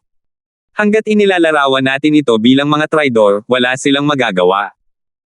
O sino ang magrerespeto sa kanila, na gagawing gulo ang buong kanlurang lupain? Ito ang isang bagay na gusto nilang iwasan anuman ang mangyari. Tama ka, Kagalang-Galang na Shi. Napag-isipan na ang plano, hahaha, ikinumpas ni Wilson ang kanyang kamay, tapusin mo na. Siguraduhin mong may tali mo ang mga latak na iyon kay Ethan. Mag-ulat. Isa pang sigaw ang sumunod na sinundan ng isa pang disipulo. May hawak siyang Jade Slip habang nakayuko. Nagdududa si Wilson kung sino ang magpapadala nito ngayon. Pero pagkatapos niya itong mabasa, biglang naglaho ang kanyang galit. Dinurog niya ang Jade sa lupa at isinumpa, sampay ng imperyong Sangha na yan. Ilang buwan pa lang ang nakalipas nang magmakaawa sila sa mga tauhan ng Demon Scheming Sect na pumunta at ngayon ay binawi na nila ang kanilang mga salita, tinatanggihan kami. Ito ba ang dakilang imperyo ng dating Superior 3 Sect na Universal Righteous Sect? Mga bulok na yan. Mura ni Wilson, hindi ko inakalang ang isang malaking imperyo ay magiging ganito kawalang hiya. Napakamot ng ilong si Kagalang-Galang Shi at umiling. Ulat. Pagkatapos ay sumunod ang isang mahabang sunod-sunod na sigawan habang isa-isang pumapasok ang mga disipulo sa harap ni Wilson. Para bang nalulunod si Wilson, pero isa-isa niya itong kinuha. Pero pagkatapos ng bawat isa, lalo lang tumindi ang galit niya bago niya ito durugan. Nakakabaliw ito. Anong nangyayari sa lahat ng imperyong ito? Nag-usap na tayo at napagkasunduan natin ang isang bagay na mapasailalim sa ating proteksyon, tapos ngayon otres silang lahat. Kahit yung mga imperyong nasa gitnang tatlong sekta na hindi ko pinansin noong nag-aagawan sa atin ang mga imperyong nasa Superior 3 Sects ay ayaw na sa atin ngayon. Ano ba talagang nangyayari dito? Pinuno ng sekta. Kalmado lang si Kagalang-Galang Shi, siguro iniisip nila na kung wala si Ethan, walang paglago. Sinaman siya ng tingin ni Wilson, anong sabi mo? Ginawa nila iyon para kay Ethan. Hindi pwede. Ako ang sect leader ng Demon Scheming Sect, si Wilson. Pinuno ng sekta, tumigil ka na sa pagsisinungaling sa sarili mo. Umiling si Kagalang-Galang Shi. Nagyabang si Ethan sa Double Dragon Gathering na nakatadhana para maging pinakamahusay sa mga lupain sa kanluran. Ang mga imperyong iyon ay naglalaban-laban para mapailalim sa kanyang pakpak, hindi sa ilalim ng isang sekta na nasa ilalim ng tatlong antas na nilalayong lumago at maging isang sekta na nasa gitna ng tatlong antas. Kung wala si Ethan, biglang bumaba ang aming halaga, kaya bumababa sila. Itikom mo ang bibig mo. Sumimangot si Wilson, ang lakas ng loob mong sabihin yan. Huwag mong kalimutan na ang sekta ay umabot na sa katayuan bilang Middle 3 Sect sa ilalim ng aking pamamahala. Tumanggaw si Kagalang-Galang Shi, oo, mahusay ang ginawa ng pinuno ng sekta, ngunit ang iyong pinakamalaking tagumpay ay ang pagdala kay Ethan. Nanginig ang mukha ni Wilson, halos magsuka ng dugo. Pinuno ng sekta, hindi ako narito para punahin ka, pero bilang isang pinuno ng sekta, kailangan mong maunawaan ang iyong mga limitasyon. Tumawa si Kagalang-Galang Shi, para maging patas, sumasang-ayon ako na si Ethan ang pumalit sa iyo. Tama ang desisyon ng mataas na Kagalang-Galang. Naging leader ka na ng sect sa simula pa lang dahil wala nang mas hihigit pa sa iyo. Ngayong lumitaw na ang isa, kailangan ng magbago. Kung bakit lagi akong kontra kay Ethan, gusto ko siyang patayin, iyon ay dahil kaaway ko siya. Pero pagdating sa kakayahan, lubos ko siyang hinahangaan. Kagalang-galang na siya. At saka, natawa'y kagalang-galang siya nang sumigaw si Wilson, pinuno ng sekta, magbago ka na. Tulad ng alam mo, ang buong sekta ay binubuo na ngayon ng mga matatanda.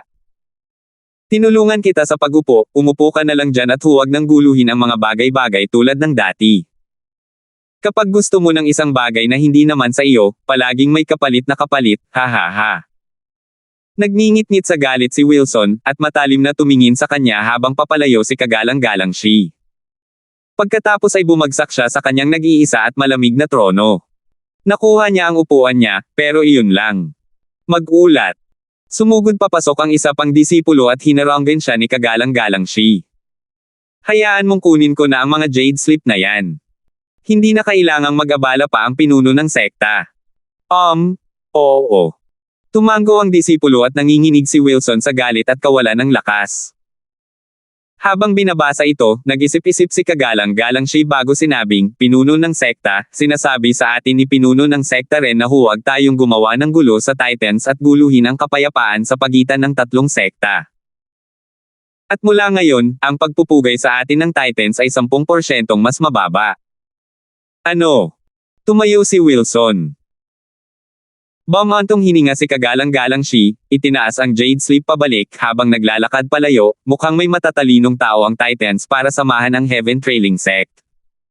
Samantala, sa Blackwind Mountain. Bilang pagpapakita ng mabuting hangarin, dinala ni Dexter ang grupo ni kagalang-galang Bale sa bunker kung saan ginagawa ang mapupay ng digmaan. Ngunit wala na rito ang mga pupay ng digmaan, napalitan na ngayon ng isang kumikinang na bundok ng mga kristal. Mga batong takot. Sumigaw si Finliang, paano ka nakakuha ng ganito karami? Naguguluhan siyang tiningnan ni Dexter, ang dami nito.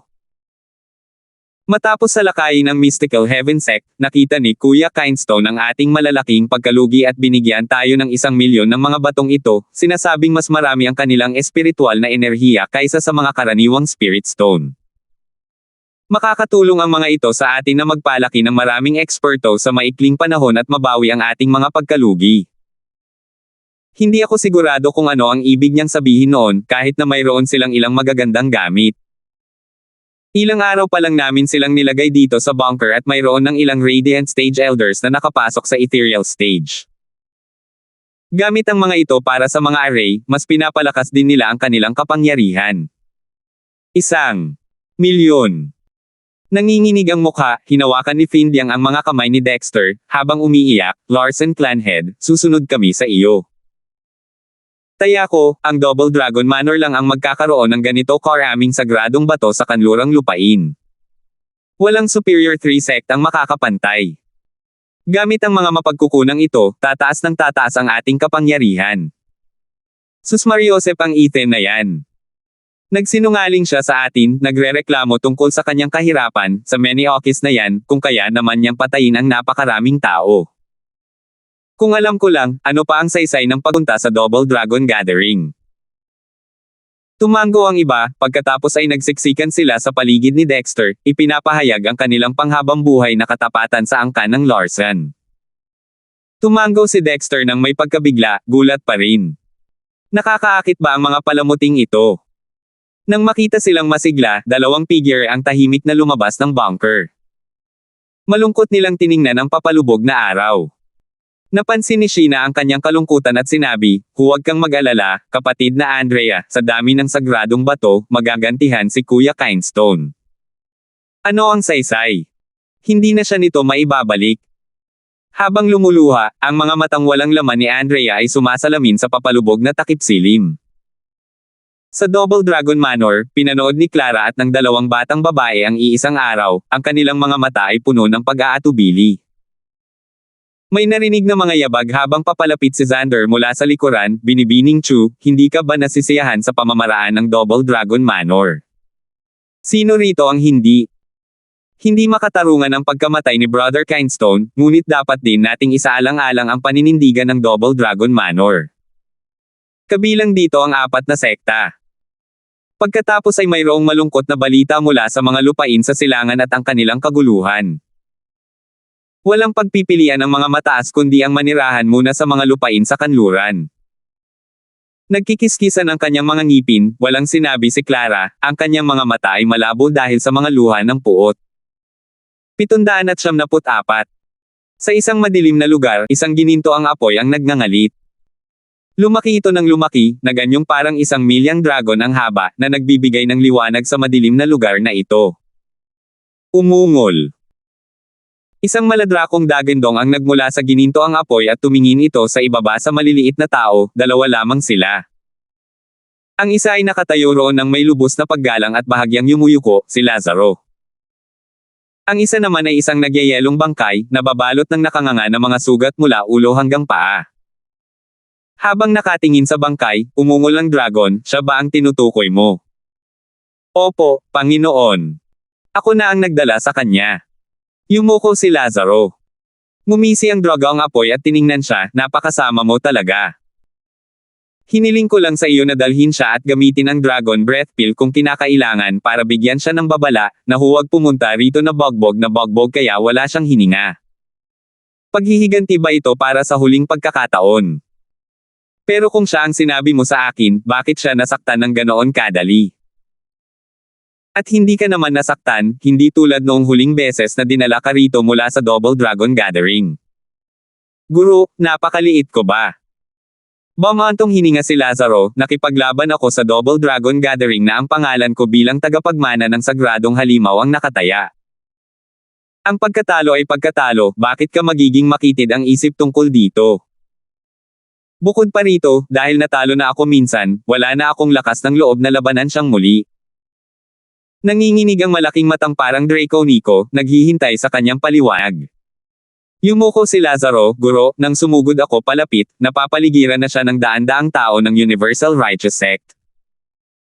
Ginamit ko ang Dragon Breath Pill na ibinigay sa akin ng aking guro para maalis sila at saka ko dinala ang halos patay na katawang ito rito. Nakikita ko, inatake siya. Tumingin pababa ang dragon apoy at namangha, sino nga ba ang amo niya? Napakarami niyang mana. Marami sa kanila ay kabilang sa mga kahangahangang tao na hindi rin gaanong kilala kaysa sa akin. Tumanggaw si Lazaro, opo, Panginoon, noong nilabanan ko siya, naramdaman ko rin na masalimuot ang kanyang mana, hindi lang mula sa isang tao. Pero kahit laban sa kanyang magulong at hindi kumpletong kapangyarihan, natalo pa rin ako. Pinahiya ko ang Panginoon. Hindi, kung matatalo ka man sa iba, doon mo na sana ako mapahiya.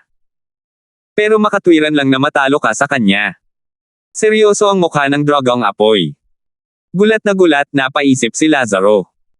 Bakit biglang nanlambot ang laging kompetitibong maestro? Inamin niya ngang mas mahina ang kanyang disipulo kaysa sa iba. Sabi ng dragon apoy, Lazaro, malamang narinig mo na akong nagkukwento tungkol sa 10 sinaunang soberano at sa amin na 5 dakilang sagradong halimaw, kasama ang marami pang ibang malalakas na nilalang sa sacred domain. Star Reader, ang 10 sinaunang emperador ay nasa isang yugto na mas mataas kaysa sa kinaroroonan ng demonic emperor, kahit na pareho ang kanilang titulo. Ngayon ay binago ko ito upang maipakita iyon. Tumanggaw si Lazaro at kumurap, hinihintay kanyang ipagpatuloy. Ngayon ay ibabahagi ko sa inyo ang pinagmulan ng kanyang mana. Sumipol ang draconic claw sa ere at itinuro ang kanang braso ni Ethan. Ang brasong ito ay galing sa Soaring Kilin, isang bahagi ng isang tunay na sagradong halimaw na ipinanganak mula sa Primal Chaos. Ibang-iba ito sa iyo na nabago upang maging nasa pagitan ng tao at halimaw. Kung alam niya lang kung paano gamitin ito, isang kamao lang ang makakapagbigay sa iyo ng matinding sugat. Sa pinakamarami, 3 suntok lang ang kaya mong gawin.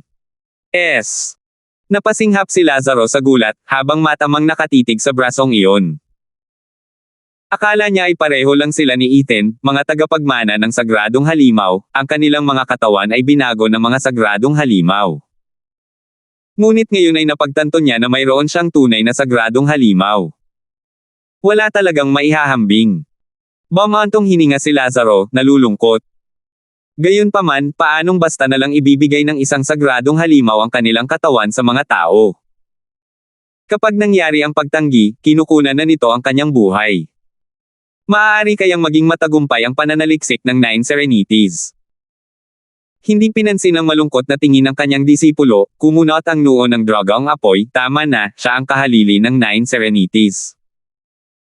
Tanging ang matandang kakatwang iyon lamang ang maaaring gumamit ng ganitong baluktot at kahangahangang mga pamamaraan. Sumigaw si Lazaro, ang pangatlo sa pinakamalakas sa 10 sinaunang sovereign, ang Nine Serenities Sovereign. Oo, napansin ko kakaibang katangian ng kanyang Yuan Chi sa kanyang dantian at natuklasan kung ito ay pinaghalong libu-libong bagay. Narinig ko minsan na ang Nine Serenities ay nakakaintindi ng isang kasanayan na kayang makipagsabayan sa Void Eye ng Heavenly Sovereign, na tugma sa anumang uri ng konstitusyon. Ngayong nakita ko na, ang paraan ng paglilinang ay talagang naipasa na. Tumango ang dragon na apoy, dahil dito kaya ang kanyang katawan ay kayang magtaglay ng napakaraming iba't ibang kapangyarihan ng hindi nagbabanggaan. Lalo na ang kapangyarihan natin, 5 dakilang sagradong halimaw. Ang Chaos Flame ni Volton Kunpang ay sumanib sa espirito, ang makapangyarihang laman ni Soaring Kilin, ang Berserk Purple Lightning ni Thunder Phoenix ay bumaha sa kanyang mga ugat, lahat ay natahimik.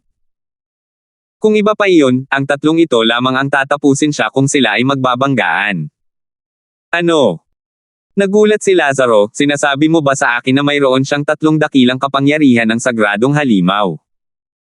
Naramdaman din niya ito habang nakikipaglaban kay Ethan, ngunit nakakagulat pa rin ang marinig ang kumpirmasyon ng kanyang amo. Magmamalaki na ng husto ang isang tao kung mayroon siya nito, pero ang lalaking ito ay bumangon at mayroon ng 3. Anong klaseng swerte naman siya? Mas gugustuhin pa niyang maniwala na si Ethan ay isa lamang tagapagmana ng sagradong halimaw, samantalang ang dalawa pa ay hindi alam kung saan nanggaling ngunit kailangang ibalik. Ang isa pang pagpipilian ay sadyang nakakabaliw. 3 kapangyarihan ng sagradong halimaw. Wala ka pang ideya. Nanunuya ang dragang apoy, habang ginagamit ang matalas na kuko upang tanggalin ang talukap ng mata sa kanang gininto ang mata ni Ethan. Lazaro, nakikita mo ba ito? Naaalala mo ba, ang Divine Eye of the Void ng pinakamalakas sa Sacred Domain, ang Heavenly Sovereign? Siya rin ang hindi kailanman matatalo ng mga sagradong hayop. Kumaibot-kibot ang mga mata ni Lazaro, at nagulat, ang kahalili ng Heavenly Sovereign. Tama. Habang ibinubuko ang kanyang nguso, kumislap ang mga mata ng dragang apoy sa puot, pero para magkaroon siya ng skill ng Heavenly Sovereign, malamang wala siyang kaugnayan dito, sa halip ay nakuha niya ang kayamanang ninakaw ni Kilin. Magagalit ng husto ang Heavenly Sovereign kung malalaman niyang natamba ang kanyang mahalagang skill, hahaha. Tumawa ang dragang apoy, iniisip ang galit sa mukha ng Heavenly Sovereign. Sumigaw si Lazaro, 3 dakilang sagradong halimaw, 2 sovereign. Iyan ang 5 peak inheritance. Sino ba siya? Hindi mahalaga, dahil sa huli, siya pa rin ang maswerteng mananalo. Tumaas ang kilay ng dragang apoy, at saka, Lazaro, may sasabihin ako sa iyo pero huwag kang mainggit. Hindi lang 5 ang meron siya, isa pa. Itinuro ng dragang apoy ang tiyan ni Ethan. Whoosh! Isang liwanag ang kumislap at ang Blood Infant ay naging isang malademonyong espada, sa ilalim ng matinding init ng apoy at ng kapangyarihan ng dragang apoy. Nanginginig ang malademonyong espada, pagkatapos ay bumalik sa katawan ni Ethan. Natigilan si Lazaro, guro, espada ba yan? Hindi, isang espiritu. Sabi ng dragang apoy, may chismis tungkol sa Patriarch Blood Demon na ikinwento ko sa iyo. Nasa Saint Stage pa lang siya pero nakapagpino na ng Blood Infant na walang sino man sa Sovereign Stage ang nangahas na pakialaman. Pero pagkatapos niyang mamatay, nawala ang kanyang skill. Hindi ko inakalang makakatagpo ko ito rito, na idinagdag pa sa isang sagradong sandata para maging isang sword spirit. Hahaha, ang kapangyarihang taglay ng Blood Infant kapag umaabot sa Saint Stage habang gumagamit ng isang sagradong sandata ay hindi ka panipaniwala. Postahan ko kaya nitong madaling patayin ang mga karaniwang sovereign. Tumawa ang dragang apoy, ang kanyang mga mata ay nag-iisip. Tumingin si Lazaro kay Ethan ng may komplikadong tingin, 6 na pamana ng pinakamataas na antas. Ito na ang paborito ng langit. Paano ako maihahambing sa kanya, kung isa lang ang meron ako? Ahehem, ang makuha ang mana ko ang pinakamagandang bahagi ng buhay ng sinuman. At ano pa nga ba ang silbi ng pagkakaroon ng ganito karami? Kung hindi mo maabot ang tugatog nito, mabubugbog ka pa rin, saway ng drogang apoy. Ngumisi si Lazaro, paano kung sanayin niya sila? Sige. Bumantong hininga ang drogang apoy, kung gayon, hindi na siya mapipigilan. Nakatayo roon si Lazaro na gulat na gulat. Pero pagkatapos, umiling ang drogang apoy, na imposible naman. Ang mga ultimate skills ng mga sovereign at ang mga kakayahan ng mga sagradong halimaw ay dumating pagkatapos ng milyon-milyong taon. Ang pagmaster sa lahat ng ito ay talagang hindi magagawa. Mas makabubut kung mananatili ka sa akin, sa landas ng drogang apoy, kaysa kumagat ng higit sa kaya mong nguyain. At wala ka ring mana ng 9 Serenities Sovereign at hindi ka maaaring pumayag na magkaroon ng napakaraming kapangyarihan. Mamamatay ka lang. Kahit na nadismaya, tumango si Lazaro sa huli, pagkatapos ay tumingin sa ibaba si Ethan, guro, ang kanyang katawan ay walang senyales ng buhay, sira na. Ngunit maaaring maligtas ang kanyang kaluluwa. Hahaha, ang kaluluwa niya ay nasa ilalim ng proteksyon ng Chaos Flame at dapat ay gumaling ng mag-isa. Pero kahit nasugatan siya, kung mapapagana ko lang ito. Tungkol naman sa katawan niya, hindi pa ito nasa Syra.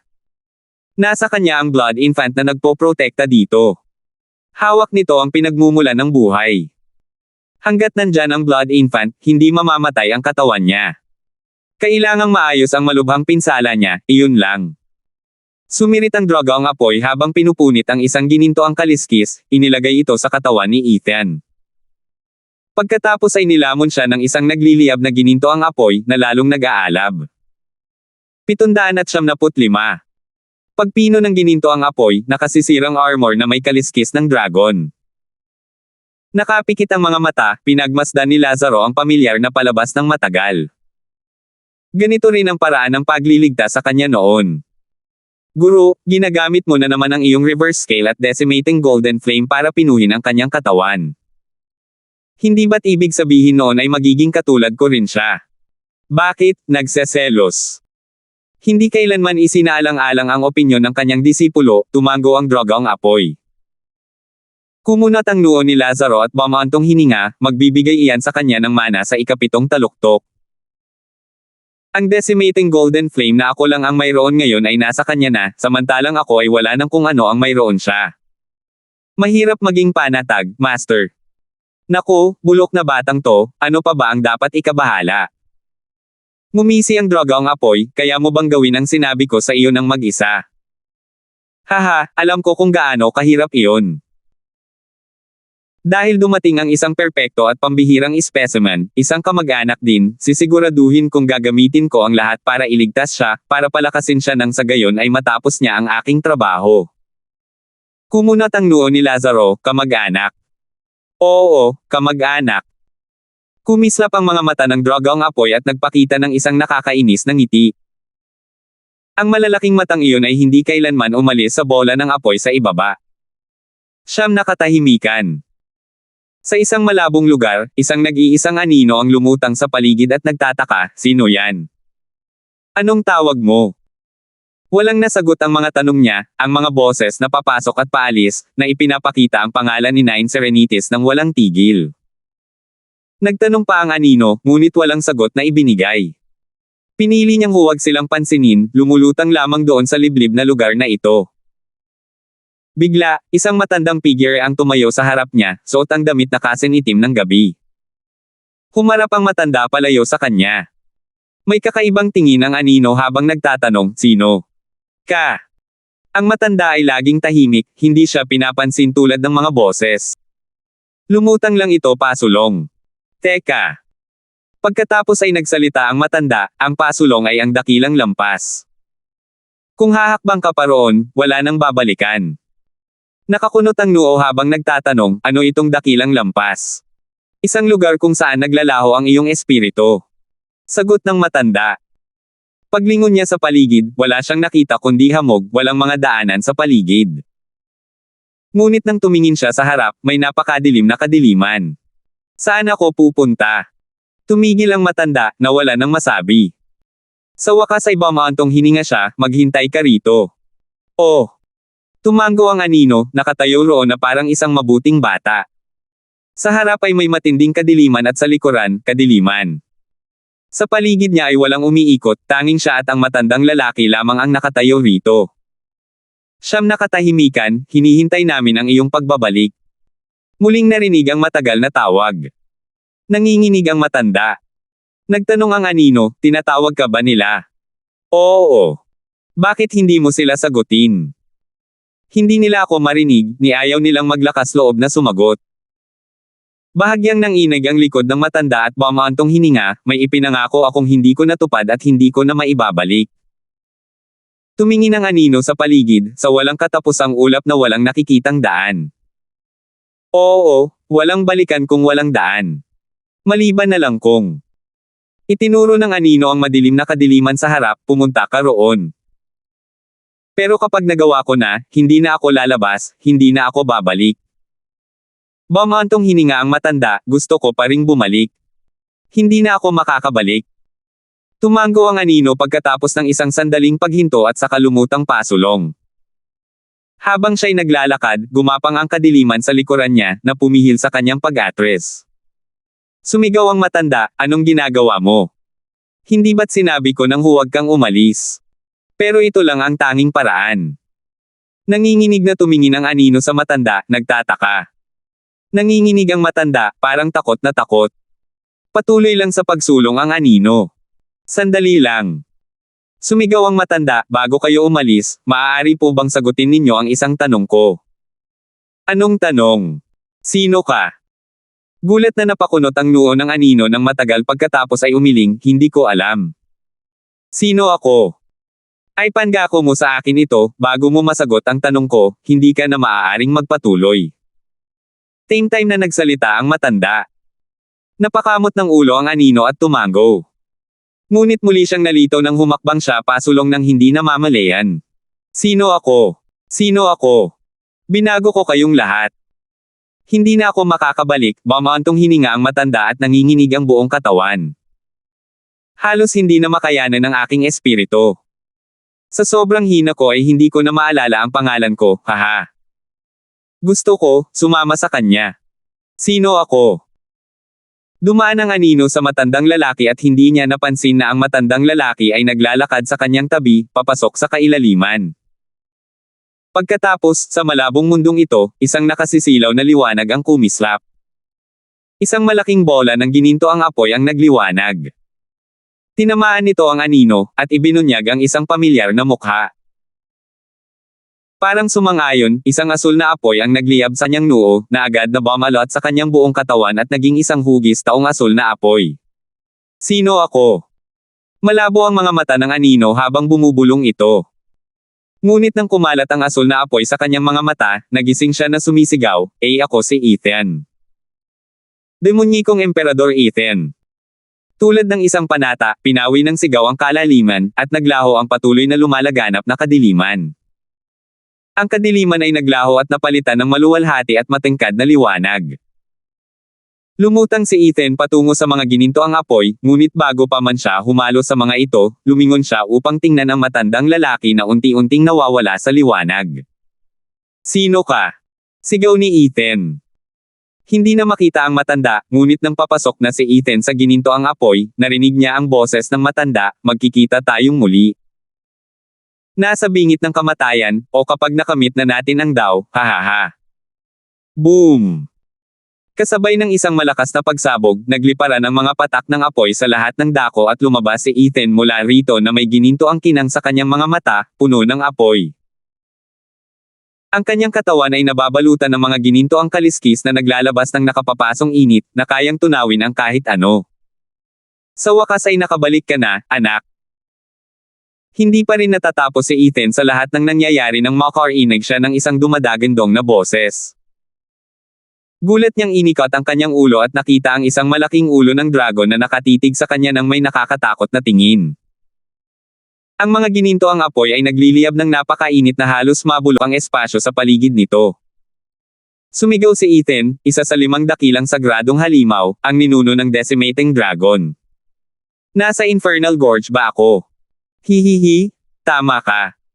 Nasasakupan ko ito, maligayang pagdating. Nagpakawala ang ninuno ng dragon ng isang nakakapasong hangin na nagtulak kay Ethan na umatras. Naguluhan si Ethan. Anong ginagawa ko rito? Nabasa ni Lazaro ang nasa isip niya, dinala kita. Noong nilalabanan mo ang pagkubkob ng Universal Righteous Sect, nasa dulo ka na ng iyong buhay, malapit ng manlamig ang iyong kaluluwa at katawan. Tanging ang aking Panginoon lamang ang makapagliligtas sa iyo. Kaya kita dinala rito. Lazaro. Nanginginig ang noo ni Ethan. Nag-isip si Ethan sa kasumigaw, kumusta naman ang mga babae? Kumusta sila? Tumaas ang kilay ni Lazaro, kailan ka pa nagkaroon ng pakialam sa ibang tao? Sabihin mo lang sa akin, ayos lang ba sila? Ayos lang sila. Pagdating ko, ikaw lang ang lumalaban, hinaharangan ang daan-daang kalalakihan mula sa Universal Righteous Sect. Ginawan kita ng pabor at pinatay ko silang lahat. Dapat walang humahabol. Mabuti iyan. Nakahinga ng maluwag si Ethan ng matagal. Sa kanyang determinasyon na magtiis ng 3 araw, nawala ang kanyang malay. Maaaring ituring pa nga siyang patay. Ngunit nagpatuloy siya, habang kinukuha ang huling hininga. Iyon ang nagpapanatili sa kanya na lumaban ng matagal, habang wala siyang alam sa nangyayari o kung nakatakas ba ang mga babae. Nagtatakang tanong ng ninuno ng Decimating Dragon, bata, kamag-anak mo ba ang mga taong iyon? Ninuno ng dragon, kasama nila ang asawa ko. Yumuko si Ethan, alam kung paano linisin ang kanyang sarili sa harap ng isang makapangyarihang nilalang. Napasinghap ang dragon dahil sa kanyang sagot, at ibinoka ang mga butas ng ilong. Sundin mo ang babala ko. Putulin mo ang lahat ng ugnayan mo sa kanila. Hindi mo ba alam na nalulunod ka ng ganito kalalim dahil sa kanila? Kung talagang nagmamalasakit ka sa asawa mo, layuan mo siya.